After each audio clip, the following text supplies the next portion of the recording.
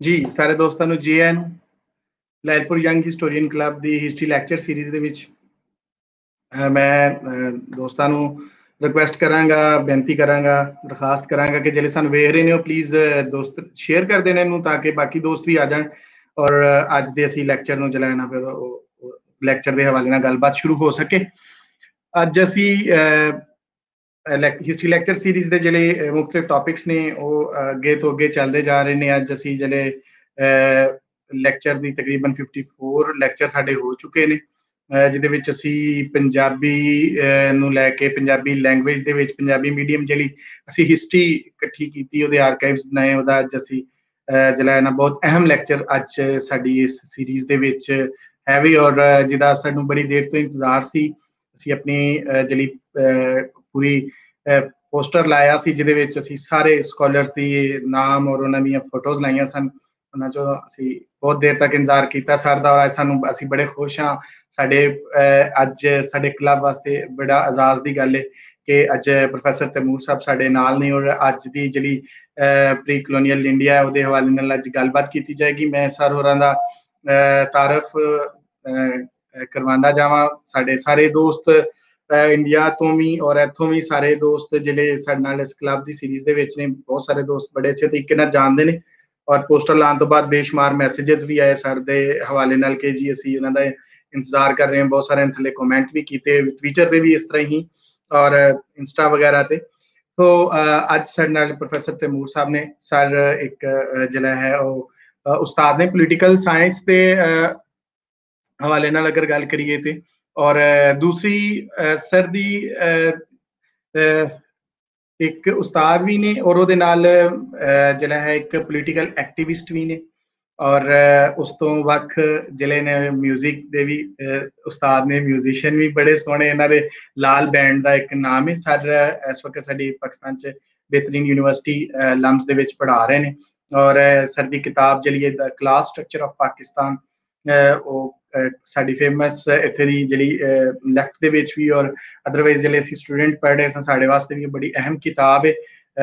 ਇਹਦੇ ਨਾਲ ਨਾਲ ਸਰ ਮਜ਼ਦੂਰ ਕਿਸਾਨ ਪਾਰਟੀ ਦੇ ਨਾਲ ਵੀ ਉਹਨੂੰ ਹੀ ਚਲਾ ਰਹੇ ਨੇ, ਉਹਨੂੰ ਵੇਖ ਰਹੇ ਨੇ ਔਰ ਸਭ ਤੋਂ ਵੱਧ ਕੇ ਸਾਡਾ ਜਿਹੜਾ ਲੈਲਪੁਰ ਪੰਜਾਬੀ ਸੁਲੇਖ ਮੇਲਾ ਹੋਇਆ ਸੀ ਇਸ ਵਾਰੀ ਦਾ 5ਵਾਂ ਲੈਲਪੁਰ ਪੰਜਾਬੀ ਸੁਲੇਖ ਮੇਲਾ, ਸਰ ਉਹਦੇ 'ਚ ਆਏ ਸਨ। ਓਪਨਿੰਗ ਦੇ ਵਿੱਚ ਸਰ ਦੇ ਦਾ ਆਪਣਾ ਪੂਰਾ ਲਾਲ ਬੈਂਡ ਲੈ ਕੇ ਆਏ ਸਨ ਔਰ ਉਸ ਦਿਨ ਵੀ ਪੰਜਾਬੀ ਮਾਂ ਬੋਲੀ ਨੂੰ ਬੜਾ ਮਾਣ ਇਹਨਾਂ ਨੇ ਦਿੱਤਾ ਆ ਕੇ ਔਰ ਸਾਡੇ ਲੈਲਪੁਰ ਦੇ ਵਿੱਚ ਤੇ ਅਜੇ ਤੱਕ ਜਿਹੜੀ ਹੈ ਇਹਨਾਂ ਦੀ ਉਸ ਓਪਨਿੰਗ ਦੀ ਪੂਰੀ ਪਰਫਾਰਮੈਂਸ ਦੀਆਂ ਗੱਲਾਂ ਜਿਹੜੀਆਂ ਨੇ ਹੁੰਦੀਆਂ ਨੇ। ਅੱਜ ਅਸੀਂ ਸਾਨੂੰ ਬੜੀ ਖੁਸ਼ੀ ਹੈ ਕਿ ਅੱਜ ਸਾਡੇ ਨਾਲ ਸਰ ਮੌਜੂਦ ਨੇ ਔਰ ਸਾਨੂੰ ਬੜੀਆਂ ਕੰਮ ਦੀਆਂ ਗੱਲਾਂ ਅੱਜ ਪਤਾ ਲੱਗਣਗੀਆਂ। ਸੋ ਮੈਂ ਹੁਣ ਸਰ ਨਾਲ ਰਿਕੁਐਸਟ ਕਰਾਂਗਾ ਕਿ ਸਰ ਸਾਡੇ ਨਾਲ ਆਉਣ। ਜੀ ਸਰ, ਜੀ ਆਇਆਂ ਨੂੰ ਲੈਲਪੁਰ ਯੰਗ ਹਿਸਟੋਰੀਅਨ ਕਲੱਬ ਵਿੱਚ। ਸਰ ਬਹੁਤ ਸ਼ੁਕਰੀਆ ਤੋਹੀਦ, ਬਹੁਤ ਮਿਹਰਬਾਨੀ ਸਰ। ਮਿਹਰਬਾਨੀ ਸਰ, ਸ਼ੁਕਰੀਆ ਤੁਹਾਡਾ, ਤੁਸੀਂ ਸਰ ਆਏ ਆਪਣੀ ਇੰਨੀ ਮਸਰੂਫੀਅਤ ਦੇ ਵਿੱਚੋਂ ਟਾਈਮ ਕੱਢਿਆ। ਤੇ ਸਰ ਹੁਣ ਅਸੀਂ ਤੁਹਾਡੀ ਗੱਲਬਾਤ ਸੁਣਾਂਗੇ, ਸਕਰੀਨ ਤੁਹਾਡੇ ਕੋਲੇ, ਜਿਸ ਤਰ੍ਹਾਂ ਗੱਲਬਾਤ ਖਤਮ ਹੋਗੀ ਫਿਰ ਕੁਝ ਸਵਾਲਾਂ ਨਾਲ ਹਾਜ਼ਰ। ਜੀ ਸਰ। ਬਹੁਤ ਸ਼ੁਕਰੀਆ ਕਾਮਰੇਡ ਸਾਥੀਓ, ਤੁਸੀਂ ਬੜੀ ਇੱਜ਼ਤ ਦਿੱਤੀ ਹੈ, ਜਿਵੇਂ ਤੁਸੀਂ ਦਾਵਤ ਦਿੱਤੀ ਹੈ ਔਰ ਜਿਵੇਂ ਤੁਸੀਂ ਤਾਰਫ ਕਰਾਇਆ ਹੈ, ਮੈਂ ਤੁਹਾਡਾ ਮਸ਼ਕੂਰ ਹਾਂ। ਉਮੀਦ ਹੈ ਕਿ ਤੁਹਾਨੂੰ ਆਵਾਜ਼ ਵਗੈਰਾ ਠੀਕ ਆ ਰਹੀ ਹੋਗੀ। ਪਿੱਛੇ ਥੋੜਾ ਜਿਹਾ ਪੱਖਾ ਚੱਲ ਰਿਹਾ ਮਗਰ ਉਹਦਾ ਸ਼ੋਰ ਉਮੀਦ ਹੈ ਕਿ ਤੁਹਾਡੇ ਕੰਨਾਂ 'ਚ ਨਹੀਂ ਆ ਰਿਹਾ। ਮੇਰੀ ਕੋਸ਼ਿਸ਼ ਹੋਏਗੀ ਕਿ ਅੱਜ ਮੈਂ ਜਿਹੜਾ ਮੋਡ ਆਫ ਪ੍ਰੋਡਕਸ਼ਨ ਹੈ, ਯਾਨੀ ਕਿ ਤਰਜ਼ੇ ਪੈਦਾਵਾਰ ਹੈ अपना प्री कलोनियल इंडिया का, यानी कि जदों बरतानी साम्राज ने इत्थे आके नौ बादियाती रियासत कायम की थी, उस तो पहले जिहड़ा मुगलाई दौर सी उहदे विच और उस तो भी पहले जिहड़ा एक पूरा दौर लंघिया है, भावें मुस्लिम हिस्टरी दा होवे या हिंदू हिस्टरी दा होवे, उहदे विच जिहड़ा इकोनॉमिक मोड ऑफ प्रोडक्शन सी, यानी माशी पैदावार दा जिहड़ा एक निज़ाम सी, वो की सी, उहनूं समझना बड़ा जरूरी है। और असी अक्सर जदों अखबारां च लिखने आ उर्दू जबान या पंजाबी जबान च तुसीं लिखदे हो या पंजाबी तकरीर करदे हो, तुसीं कहंदे हो जी जागीरदारी निज़ाम सी और जागीरदारी निज़ाम बड़ा भैड़ा निज़ाम सी और इनू खत्म हो जाना चाहिए, दे खिलाफ इनकलाब होना चाहिए, जागीरदारी मुकनी चाहिए। सारे लैफ्ट के लोग असीं ये गल करने हैं, पर जदों इसी गल नूं असीं अंग्रेजी च बोलने तो असीं कहने कि फ्यूडल सिस्टम, फ्यूडलिज्म मुकना चाहिए। और तुसीं वेख लो, भावें तुसीं डॉन अखबार उठा लो या द न्यूज़ उठा लो या जिन्ने भी अखबार उठा लो, जदों कोई भी लैफ्ट का बंदा ਉਹਦੇ ਵਿੱਚ ਕੋਈ ਜ਼ਮੀਨ ਦੀ ਮਲਕੀਅਤ ਦੇ ਇਤਬਾਰ ਨਾਲ ਕੋਈ ਗੱਲ ਕਰਦਾ ਤੇ ਇਹੀ ਗੱਲ ਕਰਦਾ ਕਿ ਜੀ ਇਹ ਫਿਊਡਲ ਨਿਜ਼ਾਮ ਜਿਹੜਾ ਇਹਨੇ ਸਤਿਆਨਾਸ਼ ਕਰ ਦਿੱਤਾ। ਅਗਰਚੇ ਇਹਦੇ ਨਾਲ ਤੁਸੀਂ ਜਾਣਦੇ ਹੀ ਹੋ ਕਿ ਫੋਟੋ ਦੌਰ ਦੇ ਵਿੱਚ ਔਰ ਤੋਂ ਪਹਿਲੇ ਜਿਹੜੀ ਕਿਸਾਨ ਕਾਨਫਰੰਸ ਟੋਬੇ ਟੇਕ ਸਿੰਘ ਵਗੈਰਾ ਕਿਸਾਨ ਕਾਨਫਰੰਸ ਹੋਈ ਹੈ, ਜਿਹੜੀ ਕਿਸਾਨ ਤਹਿਰੀਕ ਸੀ ਸਾਰੀ, ਉਹਨਾਂ ਦਾ ਇਹੀ ਨਾਰਾ ਸੀ ਕਿ ਜੀ ਫਿਊਡਲਿਜ਼ਮ ਮੁੱਕਣਾ ਚਾਹੀਦਾ। ਹੁਣ ਤੁਸੀਂ ਹੈਰਾਨ ਹੋਗੇ ਸੁਣ ਕੇ ਕਿ ਜਿਹੜੇ ਬੰਦੇ ਨੇ ਇਹ ਪੂਰਾ ਤਸਵਰ ਸਾਨੂੰ ਦਿੱਤਾ ਹੈ ਕਿ ਤਰਜ਼ੇ ਪੈਦਾਵਾਰ ਯਾਨੀ ਮੋਡ ਆਫ ਪ੍ਰੋਡਕਸ਼ਨ ਜਿਹੜਾ ਹੈ ਉਹ ਇੱਕ ਅਹਿਮ ਕਿਰਦਾਰ ਅਦਾ ਕਰਦਾ ਹੈ ਕਿਸੇ ਵੀ ਸਮਾਜ ਦੀ ਸਿਆਸਤ ਦੇ ਵਿੱਚ, ਉਹਦੀ ਸਕਾਫਤ ਦੇ ਵਿੱਚ, ਉਹਦੀ ਸੋਚ ਦੇ ਵਿੱਚ, ਉਹਦੇ ਕਲਚਰ ਦੇ ਵਿੱਚ, ਉਹਦੀ ਐਥੀਕਲ ਸਟਰਕਚਰ ਦੇ ਵਿੱਚ, ਹਰ ਚੀਜ਼ ਦੇ ਵਿੱਚ ਇੱਕ ਕਲੀਦੀ ਕਿਰਦਾਰ ਉਹਦੀ ਮੁਇਸ਼ਤ ਦਾ ਹੈ। ਔਰ ਉਹਦੇ ਵਿੱਚ ਜਿਹੜਾ ਡਿਵੀਜ਼ਨ ਆਫ ਲੇਬਰ ਕਾਇਮ ਹੁੰਦਾ ਉਹਦਾ ਇੱਕ ਬੜਾ ਇੰਪੋਰਟੈਂਟ ਕਿਰਦਾਰ ਹੈ, ਯਾਨੀ ਕੰਮ ਦੀ ਜਿਹੜੀ ਤਕਸੀਮ ਹੈ ਉਹਦਾ ਇੱਕ ਬੜਾ ਅਹਿਮ ਕਿਰਦਾਰ ਹੈ। ਤੇ ਤੁਸੀਂ ਹੈਰਾਨ ਹੋ ਗਏ ਇਹ ਗੱਲ ਸੁਣ ਕੇ ਕਿ ਮੈਂ ਗੱਲ ਕਰ ਰਿਹਾ ਕਾਰਲ ਮਾਰਕਸ ਦੀ ਜਾਂ ਫਰੈਡਰਿਕ ਐਂਗਲਸ ਦੀ। ਤੁਸੀਂ ਹੈਰਾਨ ਹੋ ਗਏ ਗੱਲ ਸੁਣ ਕੇ ਕਿ ਜਦੋਂ ਕਾਰਲ ਮਾਰਕਸ ਔਰ ਫਰੈਡਰਿਕ ਐਂਗਲਸ ਨੇ ਇੰਡੀਆ ਦਾ ਤਜਜ਼ੀਆ ਕੀਤਾ, ਬਰੇ ਸਗੀਰ ਦਾ ਤਜਜ਼ੀਆ ਕੀਤਾ, ਤੇ ਇੰਡੀਆ ਤੋਂ ਮੁਰਾਦ ਮੇਰੀ ਹੈ ਕਿ ਜਿਹੜਾ ਉਸ ਜ਼ਮਾਨੇ 'ਚ ਇੰਡੀਆ ਹੁੰਦਾ ਸੀ, ਅੱਜ ਦਾ ਇੰਡੀਆ ਨਹੀਂ, ਮਤਲਬ ਇੰਡੀਆ, ਪਾਕਿਸਤਾਨ, ਬੰਗਲਾਦੇਸ਼ ਵਗੈਰਾ, ਪੂਰੇ ਬਰੇ ਸਗੀਰ ਦਾ ਜਦੋਂ ਤਜਜ਼ੀਆ ਕੀਤਾ ਤੇ ਉਹਨਾਂ ਨੇ ਕਦੇ ਵੀ ਇਹ ਨਹੀਂ ਕਿਹਾ ਕਿ ਇੱਥੇ ਇੱਕ ਫਿਊਡਲ ਨਿਜ਼ਾਮ ਹੈਗਾ। ਉਹਨਾਂ ਨੇ ਕਦੇ ਵੀ ਇਹ ਨਹੀਂ ਕਿਹਾ, ਬਲਕਿ ਉਲਟ ਉਹਨਾਂ ਨੇ ਜਦੋਂ ਵੀ ਕਿਸੇ ਐਸੇ ਬੰਦੇ ਦਾ ਕੋਈ ਜੌਨ ਫੇਅਰ ਇੱਕ ਬੜੇ ਫੇਮਸ ਰਾਈਟਰ ਸਨ, ਬ੍ਰਿਟਿਸ਼ ਰਾਈਟਰ, ਜਦੋਂ ਉਹਨਾਂ ਨੇ ਪੜ੍ਹਿਆ ਕਿ ਵੀ ਉਹਨੇ ਫੇਅਰ ਨੇ ਇਹ ਲਿਖਿਆ ਕਿ ਜੀ ਇੰਡੀਆ ਦੇ ਵਿੱਚ ਫਿਊਡਲ ਨਿਜ਼ਾਮ ਹੈ, ਤੇ ਉਹਨਾਂ ਦਾ ਕਮੈਂਟ ਜਿਹੜਾ ਸੀ ਉਸ ਗੱਲ ਦੇ ਉੱਤੇ ਹੋਇਆ ਸੀ ਕਿ ਇਹ ਆਦਮੀ ਬਿਲਕੁਲ ਗਧਾ ਹੈ, ਇਹਨੂੰ ਤੇ ਪਤਾ ਹੀ ਨਹੀਂ ਕਿ ਇੰਡੀਆ ਦਾ ਨਿਜ਼ਾਮ ਕੀ। ਅੰਦਾਜ਼ਾ ਕਰੋ ਤੁਸੀਂ ਕਿ ਇੰਨੇ ਸਖਤ ਅਲਫਾਜ਼ ਉਹਨਾਂ ਨੇ ਇਸਤੇਮਾਲ ਕੀਤੇ ਕਿਸੇ ਐਸੇ ਬੰਦੇ ਲਈ ਜਿਨ੍ਹਾਂ ਨੇ ਇਹ ਗੱਲ ਕੀਤੀ ਕਿ ਵੀ ਉਹ ਫਿਊਡਲ ਨਿਜ਼ਾਮ ਹੈ। ਤੇ ਫਿਰ ਯਾਨੀ ਜਾਗੀਰਦਾਰੀ ਨਿਜ਼ਾਮ ਜਿਹੜਾ ਫਿਊਡਲ ਨਿਜ਼ਾਮ ਹੈ, ਉਹਨਾਂ ਦਾ ਬਿਲਕੁਲ ਇਹ ਤਸੱਵਰ ਨਹੀਂ ਸੀ ਕਿ ਉਹ ਸਮਝਦੇ ਸਨ ਕਿ ਜਾਗੀਰਦਾਰੀ ਬਿਲਕੁਲ ਇੱਕ ਹੋਰ ਨਿਜ਼ਾਮ ਹੈ ਔਰ ਯੂਰਪ ਦਾ ਜਿਹੜਾ ਫਿਊਡਲ ਨਿਜ਼ਾਮ ਹੈ ਉਹ ਬਿਲਕੁਲ ਹੀ ਮੁਖਤਲਿਫ ਹੈ। ਤੇ ਅਗਰ ਕਾਰਲ ਮਾਰਕਸ ਔਰ ਮਗਰ ਅੱਜ ਦੀ ਕਮਿਊਨਿਸਟ ਪਾਰਟੀਆਂ ਵੀ ਤੁਸੀਂ ਅਗਰ ਉਹਨਾਂ ਦੇ ਵੀ ਡਾਕੂਮੈਂਟ ਚੁੱਕ ਕੇ ਵੇਖੋ ਔਰ ਉਹਨਾਂ ਨੂੰ ਪੜ੍ਹੋ, ਭਾਵੇਂ CPI ਹੋਵੇ ਜਾਂ CPM ਹੋਵੇ ਜਾਂ CPIML ਹੋਵੇ ਜਾਂ ਪਾਕਿਸਤਾਨ ਦੀ ਪਾਰਟੀਆਂ ਹੋਣ, ਮੇਰੀ ਆਪਣੀ ਪਾਰਟੀ ਮਜ਼ਦੂਰ ਕਿਸਾਨ ਪਾਰਟੀ ਹੋਵੇ ਜਾਂ ਕਮਿਊਨਿਸਟ ਪਾਰਟੀ ਪਾਕਿਸਤਾਨ ਹੋਈ ਜਾਂ ਅਵਾਮੀ ਵਰਕਰਸ ਪਾਰਟੀ ਹੋ, ਤੇ ਉਹ ਵੀ ਇਹੀ ਟਰਮੀਨੋਲੋਜੀ ਇਸਤੇਮਾਲ ਕਰਦੇ ਨੇ, ਫਿਊਡਲਿਜ਼ਮ। ਤੁਸੀਂ ਚੀਨ ਚਲੇ ਜਾਓ, ਵੀਅਤਨਾਮ ਚਲੇ ਜਾਓ, ਅਰਜ਼ ਹੈ ਕਿ ਤੁਸੀਂ ਜਿਹੜੀ ਮਰਜ਼ੀ ਕਮਿਊਨਿਸਟ ਪਾਰਟੀ ਦੇ ਕੋਲ ਚਲੇ ਜਾਓ ਜਿਹੜੀ ਏਸ਼ੀਆ 'ਚ ਹੈਗੀ ਹੈ ਜਾਂ ਜਿਹੜੀ ਇੰਡੀਆ ਜਾਂ ਬਾਕੀ ਏਸ਼ੀਆ ਦੇ ਵਿੱਚ ਹੈ, ਤੇ ਹਰ ਪਾਰਟੀ ਹੀ ਇਹੀ ਟਰਮ ਇਸਤੇਮਾਲ ਕਰਦੀ ਹੈ ਕਿ ਜੀ ਨੌਬਾਦੀਆਤੀ ਨਿਜ਼ਾਮ ਤੋਂ ਪਹਿਲੇ ਜਿਹੜਾ ਨਿਜ਼ਾਮ ਸੀ ਉਹਨੂੰ ਉਹ ਡਿਫਾਈਨ ਕਰਦੇ ਨੇ ਕਿ ਇਹ ਫਿਊਡਲ ਨਿਜ਼ਾਮ ਸੀ। ਤੇ ਸਵਾਲ ਇਹ ਪੈਦਾ ਹੁੰਦਾ ਹੈ ਕਿ ਸਾਰੇ ਮਾਰਕਸਿਸਟ ਔਰ ਕਮਿਊਨਿਸਟ ਮਾਰਕਸ ਦੀ ਜਿਹੜੀ ਗੱਲ ਹੈ ਉਹਨੂੰ ਫੋਲੋ ਕਿਉਂ ਨਹੀਂ ਕਰ ਰਹੇ, ਕਿਸੇ ਹੋਰ ਗੱਲ ਨੂੰ ਕਿਉਂ ਫੋਲੋ ਕਰ ਰਹੇ ਨੇ, ਔਰ ਉਹਦੇ 'ਚ ਕੋਈ ਪ੍ਰੋਬਲਮ ਹੈ ਕਿ ਨਹੀਂ, ਵਾਕਈ ਉਹ ਦਰੁਸਤ ਤਜਜ਼ੀਆ ਹੈ ਕਿ ਨਹੀਂ, ਇਹ ਸਵਾਲ ਪੈਦਾ ਹੁੰਦਾ। ਹੁਣ ਜਦੋਂ ਅਸੀਂ ਵੇਖਦੇ ਹਾਂ ਯੂਰਪ ਦੀ ਜਿਹਨੂੰ ਕਹਿਣਾ ਚਾਹੀਦਾ ਹੈ ਹਿਸਟੋਰੀਓਗ੍ਰਾਫੀ, ਕਿ ਕਿਵੇਂ ਉਹਨਾਂ ਨੇ ਯੂਰਪ ਦੀ ਜਿਹੜੀ ਪੂਰੀ ਤਾਰੀਖ ਹੈ ਜਿਹਨੂੰ ਉਹ ਕਹਿੰਦੇ ਨੇ ਗ੍ਰੀਕ ਸਿਵਲਾਈਜੇਸ਼ਨ ਤੋਂ ਸ਼ੁਰੂ ਕਰਦੇ ਨੇ, ਗ੍ਰੀਕ ਸਿਟੀ ਸਟੇਟਸ ਤੋਂ ਬੇਸਿਕਲੀ ਉਹਨੂੰ ਸ਼ੁਰੂ ਕਰਦੇ ਨੇ। ਅਗਰਚੇ ਗ੍ਰੀਕ ਸਿਟੀ ਸਟੇਟਸ ਦੇ ਉੱਤੇ ਮਿਸਰ ਦਾ ਔਰ ਬੈਬੀਲੋਨੀਅਨ ਸਿਵਲਾਈਜੇਸ਼ਨ ਦਾ ਬਹੁਤ ਵੱਡਾ ਅਸਰ ਸੀ, ਫੋਨੀਸ਼ੀਅਨਸ ਦਾ ਬਹੁਤ ਵੱਡਾ ਅਸਰ ਸੀ, ਮਗਰ ਬਹਰਹਾਲ ਉਹਨਾਂ ਨੂੰ ਉਹ ਵੱਖਰਾ ਵੇਖਦੇ ਨੇ। ਉਹ ਆਪਣੀ ਯੂਰਪ ਦੀ ਤਾਰੀਖ ਹਮੇਸ਼ਾ ਉਹ ਗ੍ਰੀਕਸ ਤੋਂ ਸ਼ੁਰੂ ਕਰਦੇ ਨੇ, ਤੇ ਯੂਰਪੀਅਨ ਤਾਰੀਖ ਨੂੰ ਉਹ ਤਿੰਨ ਅਦਵਾਰ ਦੇ ਵਿੱਚ ਤਕਸੀਮ ਕਰਦੇ ਨੇ, ਤਿੰਨ ਪੀਰੀਅਡ ਦੇ ਵਿੱਚ ਤਕਸੀਮ ਕਰਦੇ ਨੇ। ਪਹਿਲੇ ਪੀਰੀਅਡ ਨੂੰ ਦਾ ਨਾਮ ਉਹਨਾਂ ਨੇ ਦਿੱਤਾ ਐਂਸ਼ੀਐਂਟ ਸੋਸਾਇਟੀ, ਜਿਹਨੂੰ ਦੂਜੇ ਲਫ਼ਜ਼ਾਂ 'ਚ ਗ੍ਰੇਕੋ ਰੋਮਨ ਪੀਰੀਅਡ ਵੀ ਆਖਿਆ ਜਾਂਦਾ ਹੈ। ਯਾਨੀ ਗ੍ਰੀਸ ਔਰ ਰੋਮਨ ਐਮਪਾਇਰ ਦਾ ਜਿਹੜਾ ਪੀਰੀਅਡ ਸੀ, ਗ੍ਰੀਸ ਦਾ ਪੀਰੀਅਡ ਤੇ ਕਾਫੀ ਮੁਖਤਸਰ ਸੀ, ਮਗਰ ਰੋਮਨ ਐਮਪਾਇਰ ਦਾ ਪੀਰੀਅਡ ਤੇ ਕਾਫੀ ਲੰਬਾ ਸੀ ਨਾ। तो रोमन एम्पायर ਦਾ ਪੀਰੀਅਡ ਜਿਹੜਾ ਹੈ ਉਹ 5ਵੀਂ ਸਦੀ ਤੱਕ ਚੱਲਦਾ ਹੈ, ਵੈਸਟਰਨ ਰੋਮਨ ਐਮਪਾਇਰ ਦਾ। ਈਸਟਰਨ ਰੋਮਨ ਐਮਪਾਇਰ ਤੇ ਫਿਰ ਅੱਗੇ ਤੱਕ ਇਸਲਾਮ ਦੇ ਵੇਲੇ ਤੱਕ ਚੱਲਦਾ ਰਹਿੰਦਾ, ਮਗਰ ਵੈਸਟਰਨ ਰੋਮਨ ਐਮਪਾਇਰ 5ਵੀਂ ਸਦੀ ਤੱਕ ਚੱਲਦਾ। ਫਿਰ 5ਵੀਂ ਸਦੀ ਤੋਂ ਅੱਗੇ ਉਹ ਕਹਿੰਦੇ ਨੇ ਜੀ ਦੂਸਰਾ ਇੱਕ ਪੀਰੀਅਡ ਸ਼ੁਰੂ ਹੋ ਜਾਂਦਾ, ਜਿਹਨੂੰ ਉਹ ਕਹਿੰਦੇ ਨੇ ਕਿ ਜੀ ਇਹ ਮਿਡੀਵਲ ਪੀਰੀਅਡ ਹੈਗਾ ਹੈ ਯੂਰਪ ਦੀ ਤਾਰੀਖ ਦਾ। ਇਹਦੇ ਵਿੱਚ ਮਿਡੀਵਲ ਪੀਰੀਅਡ ਦੀ ਖਾਸੀਅਤ ਕੀ ਹੈ ਕਿ ਇਹਦੇ ਵਿੱਚ ਚਰਚ ਜਿਹੜੀ ਹੈ ਔਰ ਕ੍ਰਿਸਚੀਅਨਿਟੀ ਮੁਕੰਮਲ ਤੌਰ ਤੇ ਡੋਮੀਨੇਟ ਕਰ ਜਾਂਦੀ ਹੈ, ਔਰ ਜਿਹੜਾ ਪੁਰਾਣਾ ਨਿਜ਼ਾਮ ਸੀ ਯਾਨੀ ਕਿ ਗ੍ਰੀਕ ਔਰ ਗ੍ਰੇਕੋ ਰੋਮਨ ਜਿਹੜਾ ਇੱਕ ਸਿਸਟਮ ਸੀ ਉਹ ਬਿਲਕੁਲ ਟੁੱਟ ਜਾਂਦਾ ਹੈ, ਉਹਦਾ ਮਜ਼ਹਬ ਵੀ ਟੁੱਟ ਜਾਂਦਾ ਹੈ ਔਰ ਉਹਦਾ ਮੁਆਸ਼ੀ ਸਿਆਸੀ ਨਿਜ਼ਾਮ, ਰਿਆਸਤੀ ਨਿਜ਼ਾਮ ਵਗੈਰਾ ਸਭ ਕੁਝ ਟੁੱਟ ਟਾਟ ਕੇ ਖਤਮ ਹੋ ਜਾਂਦਾ ਹੈ। ਔਰ ਤੀਸਰਾ ਪੀਰੀਅਡ ਉਹ ਕਹਿੰਦੇ ਨੇ ਕਿ ਜਦੋਂ ਰੈਫੋਰਮੇਸ਼ਨ ਔਰ ਜਿਹੜੇ ਰੈਫੋਰਮੇਸ਼ਨ, ਕ੍ਰੋਮਵੇਲੀਅਨ ਰੈਵੋਲੂਸ਼ਨ ਔਰ ਫ੍ਰੈਂਚ ਰੈਵੋਲੂਸ਼ਨ ਦੇ ਨਤੀਜੇ ਦੇ ਵਿੱਚ ਜਿਹੜੀਆਂ ਤਬਦੀਲੀਆਂ ਹੁੰਦੀਆਂ ਨੇ, ਉਹਨਾਂ ਨੂੰ ਕਹਿੰਦੇ ਨੇ ਕਿ ਜੀ ਤੀਜਾ ਪੀਰੀਅਡ ਹੈਗਾ, ਇਹਨੂੰ ਅਸੀਂ ਨਾਂ ਦਿਆਂਗੇ ਮੋਡਰਨਿਟੀ ਦਾ, ਮਾਡਰਨ ਪੀਰੀਅਡ ਆਫ ਹਿਸਟਰੀ।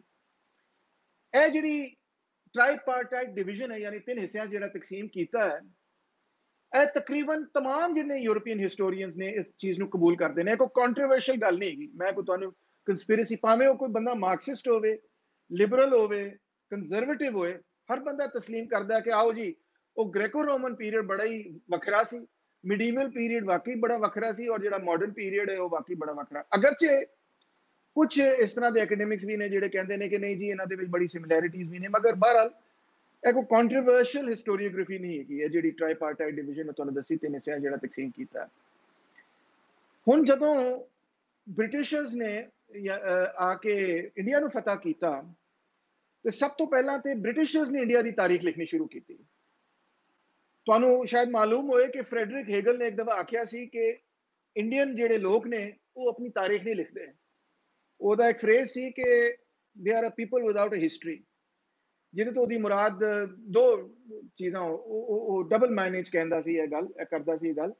ਇੱਕ ਤੇ ਉਹਦਾ ਮਕਸਦ ਇਹ ਕਹਿੰਦਾ ਸੀ ਕਿ ਆਪਣੀ ਤਾਰੀਖ ਲਿਖਦੇ ਹੀ ਨਹੀਂ ਕਦੇ। ਅਗਰ ਇਹ ਲਿਖਦੇ ਨੇ ਕੁਝ ਤੇ ਮਜ਼ਹਬ ਦੀ ਤਾਰੀਖ ਲਿਖ ਲੈਂਦੇ ਨੇ, ਮਜ਼ਹਬ ਦੇ ਹਵਾਲੇ ਨਾਲ ਕਿਤਾਬਾਂ ਜ਼ਰੂਰ ਲਿਖਦੇ ਨੇ, ਮਗਰ ਆਪਣੀ ਤਾਰੀਖ ਦੇ ਇਤਬਾਰ ਨਾਲ ਕਿਤਾਬਾਂ ਨਹੀਂ ਲਿਖਦੇ। ਮਤਲਬ ਇਹ ਬੜੀ ਅਨੋਖੀ ਗੱਲ ਹੈਗੀ, ਕਿਉਂਕਿ ਤੁਸੀਂ ਅਗਰ ਇਜਿਪਟ ਜਾਓ ਤੇ ਇਜਿਪਟ ਦੇ ਵਿੱਚ ਉਹਨਾਂ ਨੂੰ 7000 ਸਾਲ ਆਪਣੀ ਤਾਰੀਖ ਦਾ ਮਾਲੂਮ ਹੋਏਗਾ ਕਿ ਜੀ ਇਹ ਇਸ ਤਰ੍ਹਾਂ ਫਿਰ ਇਹ ਬਾਦਸ਼ਾਹ ਹੈ, ਫਿਰ ਉਹ ਬਾਦਸ਼ਾਹ ਹੈ, ਵਗੈਰਾ ਵਗੈਰਾ ਜੋ ਵੀ। ਪਰ ਇੰਡੀਅਨ ਹਿਸਟੋਰੀਓਗ੍ਰਾਫੀ ਦੇ ਵਿੱਚ ਤੁਸੀਂ ਗੌਰ ਕਰੋ ਕਿ ਅੱਜ ਤੱਕ ਸਾਨੂੰ ਇਹ ਵੀ ਨਹੀਂ ਪਤਾ ਕਿ ਐਗਜ਼ੈਕਟ ਸੀਕੁਐਂਸ ਕੀ ਹੈ, ਕਿ ਕਿਹੜਾ ਬਾਦਸ਼ਾਹ ਕਦੋਂ ਆਇਆ ਕਦੋਂ ਗਿਆ, ਸਾਨੂੰ ਨਹੀਂ ਪਤਾ। ਹੈਰਾਨਕੁਨ ਗੱਲ ਹੈ। ਮਤਲਬ ਮੁਗਲ ਪੀਰੀਅਡ ਦਾ ਤੇ ਪਤਾ ਹੈ, ਮਗਰ ਜਦੋਂ ਅਸੀਂ ਉਦੋਂ ਪਿੱਛੇ ਜਾਂਦੇ ਆ, ਪਿਛਲੇ ਪੀਰੀਅਡ ਵਿੱਚ ਜਾਂਦੇ ਆ, ਤੇ ਸਾਨੂੰ ਅੰਦਾਜ਼ਾ ਹੀ ਨਹੀਂ। ਵਾਕਈ ਆਈ ਮੀਨ ਇਟਸ ਸ਼ੌਕਿੰਗ। ਔਰ ਜਦੋਂ ਤੁਸੀਂ ਕੋਈ ਇੰਡੀਅਨ ਹਿਸਟਰੀ ਦੇ ਉੱਤੇ ਕਿਤਾਬ ਉਠਾਓਗੇ ਤੇ ਤੁਸੀਂ ਪਹਿਲੇ ਹੀ 2-3 ਪੈਰਾਗ੍ਰਾਫ ਦੇ ਵਿੱਚ ਤੁਹਾਨੂੰ ਅਗਰ ਉਹ ਸੋਰਸਸ ਦਾ ਤੁਹਾਨੂੰ ਦੱਸਣਗੇ ਤੇ ਤੁਹਾਨੂੰ ਅੰਦਾਜ਼ਾ ਹੋ ਜਾਏਗਾ ਕਿ ਜਿਹੜੇ ਪੁਰਾਣੇ ਸੋਰਸਸ ਨੇ ਜਿਨ੍ਹਾਂ ਦੇ ਉੱਤੇ ਹਿਸਟੋਰੀਅਨਸ ਰਿਲਾਈ ਕਰਦੇ ਨੇ ਜਦੋਂ ਹਿਸਟਰੀ ਲਿਖਦੇ ਨੇ ਬਰੇ ਸਗੀਰ ਦੀ, ਉਹ ਬਹੁਤ ਹੀ ਮਹਦੂਦ ਨੇ। ਔਰ ਚੰਦ ਕਿਤਾਬਾਂ ਤੁਸੀਂ ਪੜ੍ਹ ਕੇ ਤੇ ਜਿੰਨੀਆਂ ਐਂਸ਼ੀਅੰਟ ਸੋਰਸਸ ਨੇ ਉਹਨਾਂ ਨੂੰ ਕਵਰ ਕਰ ਲੈਂਦੇ ਹੋ। ਇੰਨੀਆਂ ਕੋਈ ਜ਼ਿਆਦਾ ਸੋਰਸਸ ਹੈਗੇ ਹੀ ਨਹੀਂ ਸਾਡੀਆਂ, ਕਿਉਂਕਿ ਅਸੀਂ ਲਿਖੀ ਨਹੀਂ ਆਪਣੀ ਤਾਰੀਖ। ਅੱਜ ਵੀ ਤੁਸੀਂ ਵੇਖ ਲਓ ਕਿ ਪਾਕਿਸਤਾਨ ਦੇ ਵਿੱਚ ਵੀ ਤੁਸੀਂ ਵੇਖ ਲਓ ਕਿ ਚੰਦ ਹਿਸਟੋਰੀਅਨਸ ਤੋਂ ਇਲਾਵਾ ਸਾਡੇ ਕੋਲ ਹਿਸਟੋਰੀਅਨਸ ਨਹੀਂ ਹੈ। ਡਾਕਟਰ ਮੁਬਾਰਕ ਅਲੀ, ਤਾਹਿਰ ਕਾਮਰਾਨ ਸਾਹਿਬ, 2-4 ਹੋਰ ਹਿਸਟੋਰੀਅਨਸ ਨੇ ਬਸ। ਮਗਰ ਜਿਹੜਾ ਇੱਕ ਸ਼ੋਭਾ ਹੁੰਦਾ, ਇੱਕ ਸ਼ੌਕ ਹੁੰਦਾ, ਇੱਕ ਸਿਵਲਾਈਜੇਸ਼ਨ ਨੂੰ ਆਪਣੀ ਤਾਰੀਖ ਨੂੰ ਪਹਿਚਾਨਣ ਦਾ ਇੱਕ ਜਜ਼ਬਾ ਹੁੰਦਾ, ਉਹ ਸਾਡੇ ਵਿੱਚ ਕੋਈ ਨਹੀਂ ਹੈਗਾ। ਲਾਹੌਰ ਇੰਨੀ ਪੁਰਾਣੀ ਸਿਟੀ ਹੈਗੀ ਹੈ ਤੇ ਸਾਨੂੰ ਆਪ ਹੀ ਨਹੀਂ ਪਤਾ ਕਿ ਜੀ ਫਲਾਣਾ ਮੁਹੱਲੇ ਦੇ ਵਿੱਚ ਕੀ ਉਹਦੀ ਕੀ ਕਹਾਣੀ ਹੈ, ਤੇ ਉਹਦੀ ਫਲਾਣੇ ਦਰਵਾਜ਼ੇ ਦੀ ਕੀ ਕਹਾਣੀ ਵਗੈਰਾ ਸਭ ਮੋਟਾ ਮੋਟਾ ਹੀ ਪਤਾ ਹੈ ਨਾ ਸਾਰਿਆਂ ਨੂੰ। ਉੱਥੇ ਲੋਕੀ ਜਿਹੜੇ ਰਹਿੰਦੇ ਨੇ ਉਹਨਾਂ ਨੂੰ ਵੀ ਨਹੀਂ ਪਤਾ, ਕਿਉਂਕਿ ਸਾਨੂੰ ਆਪਣੀ ਤਾਰੀਖ ਨਾਲ ਉਸ ਤਰ੍ਹਾਂ, ਅਗਰਚੇ ਅਸੀਂ ਬੜੇ ਪੁਰਾਣੇ ਤਾਰੀਖੀ, ਸਾਡੀ ਬੜੀ ਤਾਰੀਖ ਹੈ, ਮਗਰ ਅਸੀਂ ਕਦੀ ਲਿਖੀ ਨਹੀਂ ਉਹ ਤਾਰੀਖ। ਉਂਝ ਵੀ ਇੰਡੀਆ ਦੇ ਵਿੱਚ ਤੁਸੀਂ ਵੇਖੋ ਕਿ ਲਿਟਰੇਸੀ ਬੜੀ ਲੋ ਸੀ, ਤੇ ਤਾਰੀਖ ਲਿਖਣ ਦਾ ਕੋਈ ਮਤਲਬ ਟ੍ਰੈਡੀਸ਼ਨ ਇਸ ਤਰ੍ਹਾਂ ਕਾਇਮ ਨਹੀਂ ਹੋਇਆ, ਕਿਉਂਕਿ ਇੱਕ ਤੇ ਆਵਾਮ ਨਾਲ ਸ਼ੇਅਰ ਕਰਨ ਦੀ ਲੋੜ ਨਹੀਂ ਹੈਗੀ, ਔਰ ਜਿਹੜੀ ਚੀਜ਼ ਲਿਖਣ ਲੋਕ ਸਮਝਦੇ ਸਨ ਕਿ ਜਿਹੜੀ ਚੀਜ਼ ਲਿਖਣ ਦੇ ਕਾਬਿਲ ਹੈਗੀ, ਉਹ ਸ਼ਾਇਦ ਜਿਹੜੀ ਫਲਸਫੇ ਨਾਲ ਤਾਲੁਕ ਰੱਖਦੀ ਹੈ, ਜਿਹੜੀ ਮਜ਼ਹਬ ਨਾਲ ਤਾਲੁਕ ਰੱਖਦੀ, ਕਿ ਮਜ਼ਹਬ ਔਰ ਫਲਸਫਾ ਇੱਕੋ ਸ਼ੈ ਸਨ ਉਸ ਪੀਰੀਅਡ ਦੇ ਵਿੱਚ, ਖਾਸ ਤੌਰ ਤੇ ਬਰੇ ਸਗੀਰ ਦੇ ਵਿੱਚ। ਤੇ ਅਸੀਂ ਆਪਣੀ ਤਾਰੀਖ ਨਹੀਂ ਲਿਖੀ, ਲਿਹਾਜ਼ਾ ਜਿਨ੍ਹਾਂ ਨੇ ਸਾਨੂੰ ਫਤਹ ਕੀਤਾ ਉਹਨਾਂ ਨੇ ਫਿਰ ਆ ਕੇ ਸਾਡੀ ਤਾਰੀਖ ਲਿਖੀ। ਇਹ ਇੱਕ ਬਹੁਤ ਬੜਾ ਅਲਮੀਆ ਹੈਗਾ, ਮੈਂ ਸਮਝਦਾ ਸਾਡੇ ਖਿੱਤੇ ਦਾ, ਕਿ ਸਾਡੀ ਤਾਰੀਖ ਲਿਖਣ ਵਾਲੇ ਉਹ ਲੋਕ ਨੇ ਜਿਨ੍ਹਾਂ ਦੀ ਮੋਟੀਵੇਸ਼ਨ ਐਸੀ ਕਿ ਇਹਨਾਂ ਦੀ ਤਾਰੀਖ ਲਿਖ ਕੇ ਇਹਨਾਂ ਨੂੰ ਸਮਝ ਕੇ ਅਸੀਂ ਇਹਨਾਂ ਨੂੰ ਕੰਟਰੋਲ ਕਰ ਸਕੀਏ, ਇਹਨਾਂ ਨੂੰ ਡੋਮੀਨੇਟ ਕਰ ਸਕੀਏ, ਇਹਨਾਂ ਦਾ ਇਸਤਿਹਸਾਲ ਕਰ ਸਕੀਏ।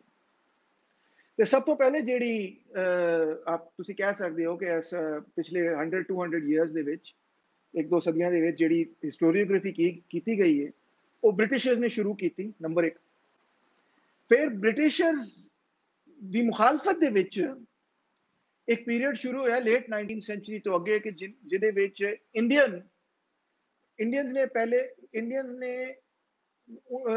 ਟ੍ਰੇਨਡ ਹਿਸਟੋਰੀਅਨਸ ਨੇ ਬ੍ਰਿਟਿਸ਼ ਟ੍ਰੇਨਡ ਹਿਸਟੋਰੀਅਨਸ ਦੇ ਨਾਲ ਰਲ ਕੇ ਕੰਮ ਕਰਨਾ ਸ਼ੁਰੂ ਕੀਤਾ, फिर आहिस्ता आहिस्ता उन्होंने एक इंडिपेंडेंट पाथ ਜਿਹੜਾ ਆਪਣਾ ਬਣਾਉਣਾ ਸ਼ੁਰੂ ਕੀਤਾ, ਜਿਹਦੇ ਵਿੱਚ ਉਹਨਾਂ ਦੀ ਕੋਸ਼ਿਸ਼ ਇਹ ਸੀ ਕਿ ਉਹ ਇਹ ਡੈਮੋਨਸਟ੍ਰੇਟ ਕਰਨ ਕਿ ਜਿਵੇਂ ਯੂਰਪ ਦੀ ਇੱਕ ਕਦੀਮ ਔਰ ਅਹਿਮ ਤਾਰੀਖ ਹੈਗੀ ਹੈ, ਬਿਲਕੁਲ ਉਸੇ ਤਰ੍ਹਾਂ ਇੰਡੀਆ ਦੀ ਵੀ ਇੱਕ ਬੜੀ ਕਦੀਮ ਔਰ ਬੜੀ ਗਹਿਰੀ ਤਾਰੀਖ ਹੈਗੀ ਹੈ। ਲਿਹਾਜ਼ਾ ਅਗਰ ਇੰਡੀਆ ਨੂੰ ਤੁਸੀਂ ਇੱਕ ਗ੍ਰੇਟ ਐਂਸ਼ੀਐਂਟ ਸਿਵਲਾਈਜੇਸ਼ਨ ਦੇ ਵਿੱਚ ਮੰਨਦੇ ਹੋ, ਜਿਵੇਂ ਤੁਸੀਂ ਮਿਸਰ ਨੂੰ ਮੰਨਦੇ ਹੋ, ਹਰ ਬੰਦਾ ਮਿਸਰ ਨੂੰ ਔਰ ਬੈਬਲੋਨ ਨੂੰ ਤੇ ਮੰਨਦਾ ਸੀ ਕਿ ਬੜੀ ਐਂਸ਼ੀਐਂਟ ਸਿਵਲਾਈਜੇਸ਼ਨ ਹੈਗੀ, ਇਹਨਾਂ ਦੀ ਬੜੀ ਤਾਰੀਖ ਹੈ। ਇੰਡੀਅਨ ਹਿਸਟੋਰੀਅਨਸ ਨੇ ਜਦੋਂ ਤਾਰੀਖ ਲਿਖਣੀ ਸ਼ੁਰੂ ਕੀਤੀ ਤੇ ਉਹਨਾਂ ਦਾ ਮੋਟਿਵ, ਉਹਨਾਂ ਦੇ ਜ਼ਿਹਨ ਦੇ ਵਿੱਚ ਮੋਟੀਵੇਸ਼ਨ ਇਹ ਸੀ ਕਿ ਉਹ ਸਾਬਿਤ ਕਰਨ, ਕਿਹਨਾਂ ਨੂੰ, ਗੋਰਿਆਂ ਨੂੰ ਸਾਬਿਤ ਕਰਨ ਕਿ ਜਿਵੇਂ ਯੂਰਪ ਦੀ ਤਾਰੀਖ ਇੱਕ ਤਵੀਲ ਔਰ ਇੱਕ ਗਹਿਰੀ ਤਾਰੀਖ ਹੈ, ਜਿਹਦੇ ਵਿੱਚ ਫਲਸਫਾ ਔਰ ਆਰਟ ਔਰ ਲਿਟਰੇਚਰ ਔਰ ਸਭ ਕੁਝ ਸ਼ਾਮਿਲ ਹੈ, ਬਿਲਕੁਲ ਉਸੇ ਤਰ੍ਹਾਂ ਸਾਡੀ ਵੀ ਉਨੀ ਹੀ ਗਹਿਰੀ, ਉਨੀ ਹੀ ਤਵੀਲ, ਉਨੀ ਹੀ ਰਿਚ ਤਾਰੀਖ ਹੈਗੀ। ਅੱਛਾ, ਉਹਦੇ ਔਰ ਤੁਸੀਂ ਮਤਲਬ ਪ੍ਰੋਜੈਕਟ ਕਰ ਸਕਦੇ ਹੋ ਕਿ ਉਹਨਾਂ ਦੇ ਜ਼ਿਹਨ ਵਿੱਚ ਮੋਟੀਵੇਸ਼ਨ ਇਹੀ ਸੀ ਕਿ ਅਗਰ ਅਸੀਂ ਉਨੇ ਹੀ ਸਿਵਲਾਈਜ਼ਡ ਹੈਗੇ ਹਾਂ ਜਿਵੇਂ ਤੁਸੀਂ ਹੈਗੇ ਹੋ, ਉਨੇ ਹੀ ਤਹਿਜ਼ੀਬ ਯਾਫਤਾ ਹੈਗੇ ਆ ਜਿਵੇਂ ਤੁਸੀਂ ਹੈਗੇ ਹੋ, ਤੇ ਫਿਰ ਇਹ ਜਿਹੜਾ ਤੁਸੀਂ ਮਿਸ਼ਨ ਫੜਿਆ ਹੈ ਵਾਈਟ ਮੈਨਸ ਬਰਡਨ ਵਾਲਾ, ਕਿ ਅਸੀਂ ਸਾਰੀ ਦੁਨੀਆ ਨੂੰ ਸਿਵਲਾਈਜ਼ ਕਰਨਾ, ਗ੍ਰੇਟ ਸਿਵਲਾਈਜ਼ਿੰਗ ਮਿਸ਼ਨ ਜਿਹੜਾ ਤੁਸੀਂ ਫੜਿਆ, ਉਹਨੂੰ ਤੁਸੀਂ ਛੱਡ ਦਿਓ। ਅਸੀਂ ਸਿਵਲਾਈਜ਼ ਲੋਕ ਹੀ ਹੈਗੇ ਆ, ਅਸੀਂ ਤਹਿਜ਼ੀਬ ਯਾਫਤਾ ਲੋਕ ਹੈਗੇ ਆ, ਔਰ ਸਾਨੂੰ ਵੀ ਹੱਕ ਹੈ ਕਿ ਅਸੀਂ ਆਪਣੇ ਮੁਲਕ ਦੇ ਉੱਤੇ ਆਪਣੀ ਹੀ ਹੁਕਮਰਾਨੀ ਕਾਇਮ ਕਰੀਏ, ਯਾਨੀ ਇੰਡੀਪੈਂਡੈਂਸ। ਤੇ ਬ੍ਰਿਟਿਸ਼ ਹਿਸਟੋਰੀਓਗ੍ਰਾਫੀ ਤੋਂ ਡਿਪਾਰਟ ਕਰਦੇ ਹੋਇਆ ਨੈਸ਼ਨਲਿਸਟ ਹਿਸਟੋਰੀਓਗ੍ਰਾਫੀ ਜਿਹੜੀ ਹੈ ਇੰਡੀਆ ਦੇ ਵਿੱਚ ਸ਼ੁਰੂ ਹੋਈ।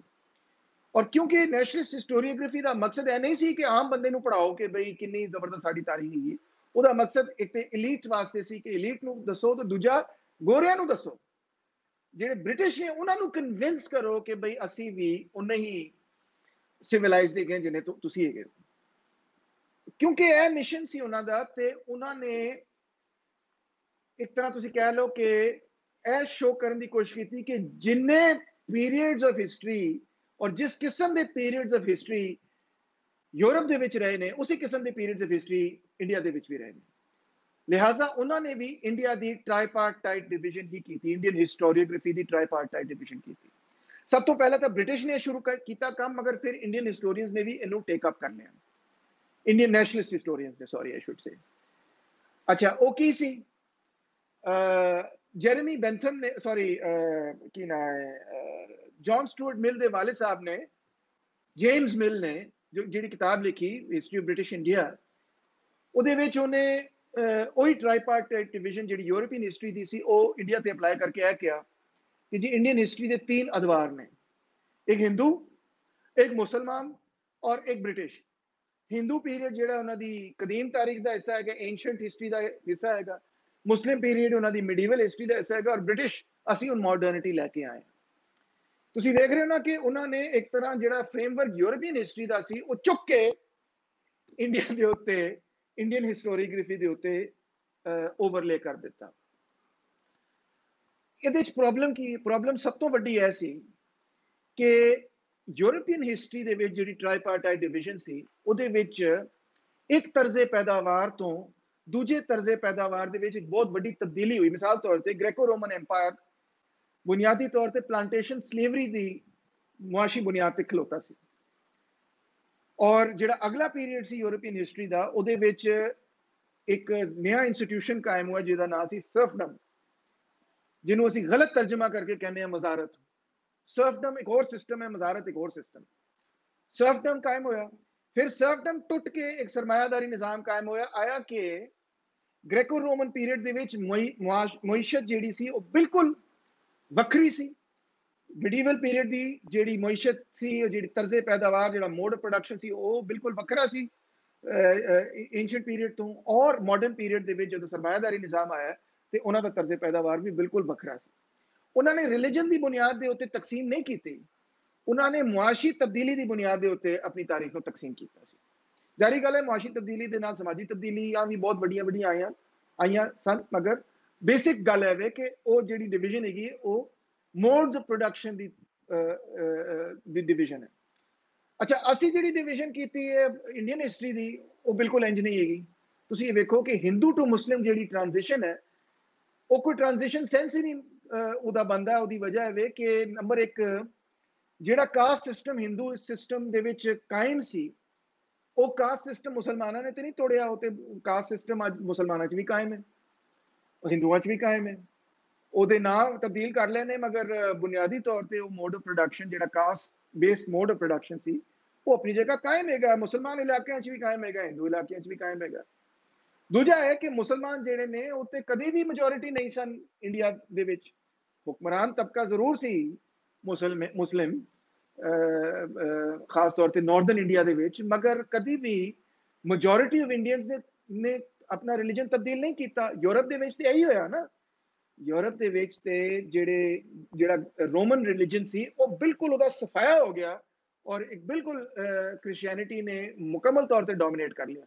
ਇਸ ਤਰ੍ਹਾਂ ਦੀ ਕੋਈ ਟ੍ਰਾਂਜੀਸ਼ਨ ਇੰਡੀਆ 'ਚ ਸਾਨੂੰ ਨਜ਼ਰ ਨਹੀਂ ਆਉਂਦੀ, ਬਲਕਿ ਸਾਨੂੰ ਇਹੀ ਨਜ਼ਰ ਆਉਂਦਾ ਹੈ ਕਿ ਜੀ ਮੁਸਲਿਮ ਵੀ ਨੇ, ਬੁੱਧਿਸਟ ਵੀ ਨੇ, ਹਿੰਦੂ ਵੀ ਨੇ, ਜੈਨ ਵੀ ਨੇ, ਕਈ ਰਿਲੀਜਨਸ ਦੇ ਲੋਕ ਇੱਥੇ ਰਹਿੰਦੇ ਨੇ।